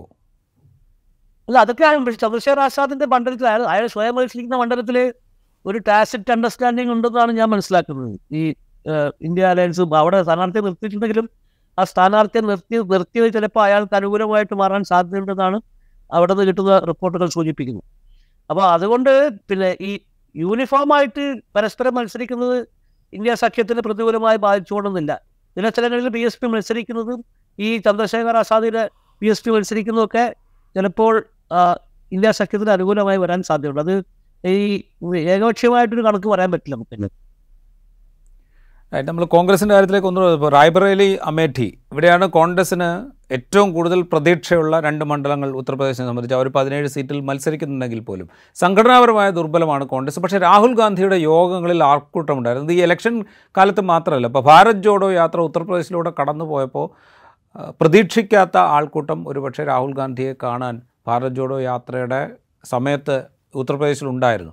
ഫൂൽപൂരിലാണെങ്കിൽ ഈ തെരഞ്ഞെടുപ്പ് കാലത്ത് നമ്മൾ കണ്ടത് രാഹുൽ ഗാന്ധിയും അഖിലേഷ് യാദവും പങ്കെടുക്കുന്ന ഒരു യോഗത്തിലേക്ക് ആൾക്കൂട്ടം ഇരച്ചെത്തിയിട്ട് അവരെ നിയന്ത്രിക്കാൻ കഴിയാത്തതുകൊണ്ട് യോഗം തന്നെ ഉപേക്ഷിക്കേണ്ടി വന്നിരുന്നു. അപ്പോൾ ഇത് ഈ ഉത്തർപ്രദേശിനെ കുറേ കാലമായിട്ട് ഇങ്ങനെ തുടർന്നുകൊണ്ടിരിക്കുന്ന ഒരു രാഷ്ട്രീയത്തിൻ്റെ ഒരു മാറ്റമായിട്ട് കാണാൻ പറ്റുമോ? തീർച്ചയായിട്ടും അത് ഈ ഒരു ടേണിങ്, അതായത് ഈ കമ്മ്യൂണൽ പോളിറ്റിക്സിൻ്റെ അല്ലെങ്കിൽ വർഗീയ രാഷ്ട്രീയത്തിൻ്റെ ഒരു വലിയ ദൗർബല്യം എന്താണെന്ന് പറഞ്ഞാൽ അത് ആത്യന്തികമായിട്ട് പിന്നെ ജനങ്ങളുടെ ജീവിതവുമായി ബന്ധപ്പെട്ടുള്ള വിഷയങ്ങൾ, പ്രത്യേകിച്ചും സാമ്പത്തിക വിഷയങ്ങൾ വരുന്ന സമയത്ത് എന്താ പറയുക, നിങ്ങൾക്ക് മതം ഭക്ഷിച്ച് ജീവിക്കാൻ പറ്റില്ല എന്നൊരു സാഹചര്യം എന്തായാലും വരും. അത് ആത്യന്തികമായിട്ട് വർഗീയ രാഷ്ട്രീയത്തിൻ്റെ എല്ലാ കാലത്തുമുള്ള ഒരു അല്ലെങ്കിൽ വർഗീയ മാത്രമല്ല ഏത് തരത്തിലുള്ള സെക്ടേറിയൻ രാഷ്ട്രീയത്തിൻ്റെയും ആത്യന്തികമായിട്ടുള്ള ഒരു പരാജയം അതാണ്. അപ്പോൾ ഇതിൻ്റെ ഒരു ചേണിങ് തുടങ്ങിയത് ബീഹാറിലാണ്. ബീഹാറിൽ തേജസ്വി യാദവിൻ്റെ നേതൃത്വത്തിൽ ആണ് ഈ കഴിഞ്ഞ നിയമസഭാ തെരഞ്ഞെടുപ്പിൽ ആണ് ആദ്യമായിട്ട് ഈ തരത്തിലുള്ള ഒരു വലിയ പ്രചാരണം നടന്നത്. പിന്നീട് അഖിലേഷ് യാദവ് 2022 നിയമസഭാ തെരഞ്ഞെടുപ്പിൽ അത് ഏറ്റെടുത്തു. അത് ഏറ്റെടുത്തതിന് ശേഷം അതിൻ്റെ തുടർച്ചയാണ് നമ്മളിപ്പോൾ കാണുന്നത്. ഇപ്പം അഖിലേഷും രാഹുലിൻ്റെ ഭാരത് ജോഡോ യാത്രയും ഭാരത് ന്യായ യാത്രയും രണ്ടും ഇത്തരത്തിലുള്ള ഈ ഒരു വിഷയങ്ങൾ, അതായത് മനുഷ്യരുടെ ജീവൽ പ്രശ്നങ്ങളുമായി ബന്ധപ്പെട്ടിട്ടുള്ള കാര്യങ്ങളിൽ ഫോക്കസ് ചെയ്തിട്ടുള്ള യാത്രകളായിരുന്നു. അപ്പം അതിൻ്റെ ഒരു എഫക്റ്റ് തീർച്ചയായിട്ടും നമുക്ക് കാണാനുണ്ട് എന്നുള്ളതാണ് വസ്തുത. അവസാനമായിട്ട് ഈ 2019 അപേക്ഷിച്ച് പോളിംഗ് ശതമാനത്തിൽ കുറവുണ്ടായിട്ടുണ്ട് ഉത്തർപ്രദേശിൽ. ആദ്യം 3 ഘട്ടത്തിൽ പ്രത്യേകിച്ചും ഉണ്ടായിട്ടുണ്ട്. ഏതാണ്ട് 3 മുതൽ 4% വരെ പോളിംഗ് കുറഞ്ഞതായിട്ടാണ് ആദ്യത്തെ 3 ഘട്ടത്തിലുള്ളത്. തുടർന്നുള്ള ഘട്ടങ്ങളിൽ അത്രത്തോളം കുറവില്ല, പക്ഷേ പോളിംഗ് ശതമാനത്തിൽ കുറവുണ്ട്. ഇത് ഏത് BJPയുടെ വോട്ട് ബാങ്കിനെയാണോ ബാധിക്കുക, അതോ ഇപ്പുറത്ത് സമാജ്വാദി പാർട്ടി, കോൺഗ്രസ്, ഇന്ത്യ സഖ്യത്തെയാണോ ബാധിക്കുക? എങ്ങനെയാണ് അതിനെ വിലയിരുത്തുന്നത്? അത് ഇരുഭാഗത്തെയും ഏതാണ്ട് തുല്യമായി ബാധിക്കുമെന്നാണ് എൻ്റെ അനുമാനം. 2 കാര്യങ്ങളാണ് ഈ വോട്ടിൻ്റെ ശതമാനം കുറയുന്നതിൽ ഏറ്റവും പ്രധാനപ്പെട്ട ഘടകമായിട്ട് ഞാൻ കാണുന്നത്. ആദ്യത്തെ 2 ഘട്ടങ്ങളിൽ വോട്ട് ശതമാനം കുറഞ്ഞതിൻ്റെ ഒരു പ്രധാനപ്പെട്ട ഘടകം ഈ വോട്ടർ അപ്പാത്തി എന്ന് പറയുന്ന സംഭവം. അതായത് ഈ എല്ലാവരും പറയുന്നത് പോലെ BJPയും അവരുടെ പിന്നെ വെറും വാഗ്ദാനങ്ങൾ മാത്രം നൽകുന്നൊരു പാർട്ടിയാണെന്നുള്ളൊരു സെൻസ് ഉണ്ടാവുകയും BJPക്ക് അനുകൂലമായി വോട്ട് ചെയ്യുമായിരുന്ന പ്രത്യേകിച്ചും മധ്യവർഗത്തിലും അതിന് അപ്പർ മിഡിൽ ക്ലാസ്സിലും ഒക്കെയുള്ള ആൾക്കാർ വോട്ട് ചെയ്യാൻ പോയിട്ടില്ല എന്നുള്ളതാണ് ആദ്യത്തെ ഒരു ട്രെൻഡ്. രണ്ടാമത്തെ കാര്യം, ഈ ആദ്യത്തെ 2 ഘട്ടങ്ങളിൽ RSS വളരെ സജീവമായിട്ട് വോട്ടിംഗ് രംഗത്തുനിന്ന് മാറിയിരുന്നില്ല. അത് സജീവമായിട്ട് തന്നെ മാറിയില്ല, അത് ഒരു പ്രകടമായ രീതിയിൽ അവർ മാറിയിരുന്നെങ്കിൽ അവർ BJP സ്ഥാനാർത്ഥികളെ സഹായിക്കാൻ വേണ്ടി പുറപ്പെട്ടില്ല. പിന്നെ വോട്ട് ഇല്ലാതാവുമെന്നുള്ള പ്രധാനപ്പെട്ട കാരണം, അതിപ്പോൾ ഞാനിപ്പോൾ ഈ യാത്രയിലുടനീളം ഞാൻ കാണുന്ന ഒരു സംഭവം എന്ന് വെച്ചാൽ, നേരത്തെ BJP പക്ഷത്തുണ്ടാവുകയും ഇപ്പോൾ തിരിച്ച് BJPക്കെതിരായി മാറുകയും ചെയ്തിട്ടുള്ള ആൾക്കാർ, അവരിൽ വലിയ വിഭാഗം, അതിന് ശതമാനക്കണക്കേക്ക് പറയാൻ പറ്റില്ല, പക്ഷെ വളരെ വലിയൊരു വിഭാഗം അവരും വോട്ട് ചെയ്യാൻ പോകുന്നില്ല. അവർ വോട്ട് ചെയ്യാൻ പോകുന്നത് എന്താ വെച്ചാൽ, അവർ BJPക്കെതിരായിട്ട് വോട്ട് ചെയ്ത് കഴിഞ്ഞാൽ അത് കണ്ടുപിടിക്കപ്പെടുന്നു. ഈ പന്നാ പ്രമുഖ് പോലെയുള്ള പിന്നെ ഈ സമ്പ്രദായങ്ങൾ BJPക്കുള്ളതുകൊണ്ട് അത് കണ്ടുപിടിക്കപ്പെടുന്നു.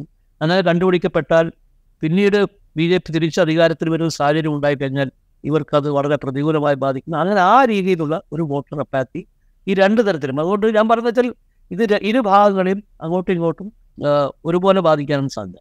പിന്നെ രാജീവ് പറഞ്ഞതുപോലെ ഈ 3ാം ഘട്ടം മുതലുള്ള സംഭവം വെച്ചാൽ, ഈ ആദ്യത്തെ 2 ഘട്ടങ്ങൾ കഴിയുന്നത് വരെയുള്ള തെരഞ്ഞെടുപ്പ്, ഉത്തർപ്രദേശിലെ തെരഞ്ഞെടുപ്പിൻ്റെ പ്രധാന ചുമതലക്കാരൻ യോഗി ആദിത്യനാഥായിരുന്നു, മുഖ്യമന്ത്രിയായിട്ടുള്ള യോഗി ആദിത്യനാഥായിരുന്നു. പക്ഷേ 2 ഘട്ടങ്ങളിൽ ഈ BJPക്ക് തിരിച്ചടി ഉണ്ടാവാൻ സാധ്യതയുണ്ടെന്ന് തിരിച്ചറിഞ്ഞപ്പോൾ അമിത്ഷാ ഈ ക്യാമ്പയിൻ നേരിട്ട് ഏറ്റെടുക്കുകയും UPയിലെ ഭരണ നിർവഹണത്തിലുള്ള ഉദ്യോഗസ്ഥരെ അദ്ദേഹം നേരിട്ട് വിളിച്ച് സംസാരിക്കുന്ന സ്ഥിതിവിശേഷം ഉണ്ടാവുകയും പാർട്ടി പ്രവർത്തകരെയൊക്കെ അദ്ദേഹം നേരിട്ട് കൺട്രോൾ ചെയ്യുന്ന സിറ്റുവേഷൻ ഉണ്ടാവുകയും RSSൻ്റെ പിന്നെ അവരോട് വളരെ കൃത്യമായി അഭ്യർത്ഥിച്ചുകൊണ്ട് വീണ്ടും സജീവമാവണം എന്ന് പറഞ്ഞുകൊണ്ട് അങ്ങനെ RSS വീണ്ടും ഈ 3ാം ഘട്ടം മുതൽ കൂടുതൽ ആക്റ്റീവായി. ഈ ആദ്യത്തെ 2 ഘട്ടങ്ങളിൽ പ്രധാനപ്പെട്ട ഒരു കാര്യം എന്താണെന്ന് വെച്ചാൽ, ഒന്ന്, ഈ താക്കൂർ വിഭാഗത്തിനിടയിൽ വലിയ പ്രതിഷേധം ഉണ്ടായിരുന്നു. ആ പ്രതിഷേധം സത്യത്തിൽ യോഗി ആദിത്യനാഥ് എന്ന് പറഞ്ഞ ഇപ്പോൾ UPയിലെ ഏറ്റവും പ്രധാനപ്പെട്ട ഠാക്കൂർ നേതാവായിട്ടുള്ള യോഗി ആദിത്യനാഥ് വിചാരിച്ചിരുന്നെങ്കിൽ 10 ദിവസം കൊണ്ട് പരിഹരിക്കാവുന്ന പ്രശ്നമായിരുന്നു. പക്ഷേ അദ്ദേഹം പരിഹരിക്കാൻ വേണ്ടി ഒരു നീക്കം എടുത്തില്ല. പിന്നെ ആദ്യത്തെ 2 ഘട്ടങ്ങളിലും മുസ്ലിം ജനവിഭാഗത്തിന് വോട്ട് ചെയ്യാൻ വേണ്ടിയിട്ട് ഉള്ള സ്വാതന്ത്ര്യം ഉണ്ടായിരുന്നു. സാധാരണ ഇതിൽ UPയിൽ BJP സ്ഥിരമായിട്ട് പയറ്റുന്ന ഒരു പ്രശ്നം, ഒരു തന്ത്രം എന്താന്ന് പറഞ്ഞു കഴിഞ്ഞാൽ, അവർ ഈ മുസ്ലിം ജനവിഭാഗത്തിന് വോട്ട് ചെയ്യാനുള്ള സൗകര്യം ഇല്ലാതാക്കുക, ചില ബൂത്തുകളിൽ ഇല്ലാത്ത തിരക്കുണ്ടാക്കുക, അവിടെ വലിയ രീതിയിലുള്ള പോലീസ് നിയന്ത്രണങ്ങൾ നടപ്പാക്കുക, അങ്ങനെ മുസ്ലിം ജനവിഭാഗത്തിന് വോട്ട് ചെയ്യിക്കാതിരിക്കാനുള്ള ഒരുപാട് തന്ത്രങ്ങൾ പയറ്റിക്കൊണ്ടാണ് കഴിഞ്ഞ കാലങ്ങളിൽ എല്ലാ തെരഞ്ഞെടുപ്പുകളും BJP വിജയത്തിൻ്റെ ഒരു ശതമാനമെങ്കിലും ഉറപ്പിച്ചിട്ടുണ്ട്. അപ്പോൾ ആദ്യത്തെ 2 ഘട്ടങ്ങളിൽ യോഗി ആദിത്യനാഥിൻ്റെ സർക്കാർ ഇത്തരത്തിലുള്ള ഒരു പിന്നെ നിയന്ത്രണങ്ങളോ പീഡന തന്ത്രങ്ങളോ ഒന്നും ഉപയോഗിച്ചില്ല. അത് 3ാം ഘട്ടം മുതൽ അതും തിരിച്ചു വന്നിട്ടുണ്ട്. അപ്പം ഇങ്ങനെയുള്ള ഒരുപാട് ഘടകങ്ങൾ. അപ്പം ഈ RSSൻ്റെ രണ്ടാമത്തെ പിന്നീടുള്ള ഘട്ടങ്ങളിൽ വോട്ട് ശതമാനം കുറഞ്ഞെങ്കിലും അതിൻ്റെ കുറവിൻ്റെ തോത് കുറയാനുള്ള ഏറ്റവും പ്രധാനപ്പെട്ട കാരണം ഈ ഇത്തരത്തിലുള്ള ഇടപെടലുകളാണ്. അപ്പോൾ ഈ പറഞ്ഞ രീതിയിൽ വോട്ട് കുറഞ്ഞത് ആരെയാണ് ആത്യന്തികമായി ബാധിക്കുക എന്നുള്ളത് പറയാൻ പറ്റില്ല. പക്ഷേ ഒരു സാധാരണഗതിയിലുള്ള കഴിഞ്ഞ 2019 കണക്കെടുപ്പ് വെച്ച് പരിശോധിക്കുമ്പോൾ അത് തീർച്ചയായും ഈ വോട്ടർ അപ്പാത്തിയുടെ കൂടുതലായിട്ട് ബാധിച്ചിട്ടുള്ളത് BJP തന്നെയാണ് എന്ന് പറയണം. അവസാനമായിട്ട് ഒരൊറ്റ കാര്യം കൂടെ, ഇപ്പോൾ 2019 കാര്യം നമ്മൾ പറഞ്ഞു, 2014 2019 സീറ്റെണ്ണം കുറയുന്നു, 2017 നിയമസഭയിൽ നിന്ന് 2022 നിയമസഭയിലേക്ക് എത്തുമ്പോൾ സീറ്റെണ്ണം കുറയുന്നു. ആ ട്രെൻഡ് തുടരും എന്ന് നമുക്ക് ഈ UPയിൽ അങ്ങോട്ടും ഇങ്ങോട്ടും, അതായത് UPയുടെ വിവിധ ഭാഗങ്ങളിലൂടെ സഞ്ചരിച്ച് ആ ഒരു ഇലക്ഷൻ പൾസ് കൃത്യമായിട്ട് മനസ്സിലാക്കുന്ന ഒരാളെന്ന നിലയിൽ ഈ ട്രെൻഡ് തുടരും എന്ന് നമുക്ക് ഉറപ്പിച്ച് പറയാമോ?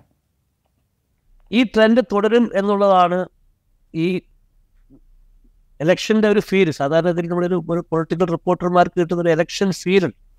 ആ ഇലക്ഷൻ ഫീൽ വെച്ചിട്ട് പറയാൻ തീർച്ചയായിട്ടും ഈ ട്രെൻഡ് തുടരും, സീറ്റിൻ്റെ എണ്ണം കുറയും. അത് കഴിഞ്ഞ പ്രാവശ്യം ഉണ്ടായതിനേക്കാളും 5 മുതൽ 10 വരെ സീറ്റെങ്കിലും മിനിമം കുറയും, അതിലും കൂടുതൽ കുറയാൻ സാധ്യതയുണ്ട് എന്നാണ് എൻ്റെ ഒരു അനുമാനം. BJPയുടെ ഏറ്റവും വലിയ സ്ട്രെങ്ത്, ഇത്തരത്തിലുള്ളൊരു സിറ്റുവേഷനെ മറികടക്കാനുള്ള BJPയുടെ ഏറ്റവും വലിയ സ്ട്രെങ്ത് അത് അവരുടെ ഈ മൈക്രോ മാനേജ്മെൻറ്റ് ഓഫ് വോട്ടേഴ്സാണ്. പിന്നെ BJP എല്ലാ സ്ഥലത്തും പറയുന്ന സംഭവം എന്ന് വെച്ചാൽ, നരേറ്റീവിൻ്റെ തലത്തിൽ ഇത്തവണ നമ്മൾ പരാജയപ്പെട്ടു. അതായത് ശബ്ദമുണ്ടാക്കുന്ന അല്ലെങ്കിൽ വോക്കലായിട്ടുള്ള രാഷ്ട്രീയ പ്രവർത്തകരും വോക്കലായിട്ടുള്ള സാധാരണ ജനവിഭാഗങ്ങളും അവരൊക്കെ ഈ ഇന്ത്യ പക്ഷത്തിന് അനുകൂലമായിട്ടുള്ളൊരു നരേറ്റീവ് ഉണ്ടാക്കുന്നത് വിജയിച്ചു. പക്ഷെ അവരെക്കാൾ കൂടുതലാണ് ഈ തെരഞ്ഞെടുപ്പിൻ്റെ വേളയിൽ മുഴുവൻ നിശബ്ദരായി നിൽക്കുന്ന ആൾക്കാർ. ആ നിശബ്ദരായി നിൽക്കുന്ന ആൾക്കാർ മുഴുവൻ ഞങ്ങളുടെ വോട്ടർമാരാണ്.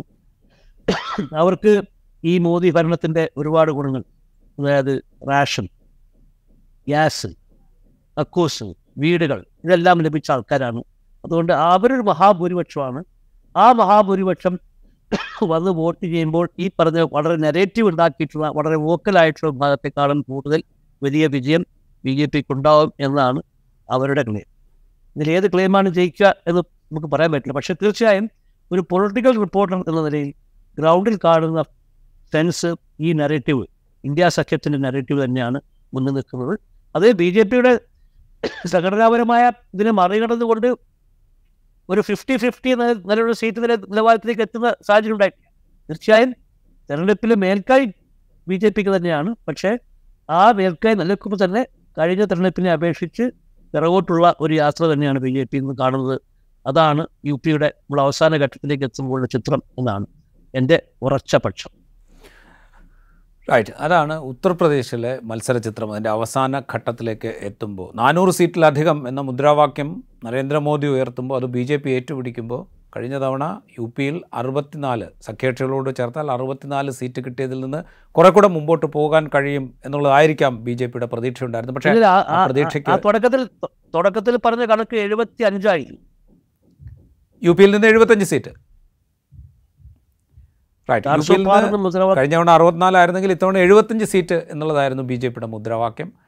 അതിനൊപ്പിച്ചല്ല UPയിലെ മത്സരചിത്രം എന്ന് മത്സരം പൂർത്തിയാവുന്ന ഘട്ടത്തിലേക്ക് എത്തുമ്പോൾ നമുക്ക് ഉറപ്പിച്ച് പറയാൻ സാധിക്കും.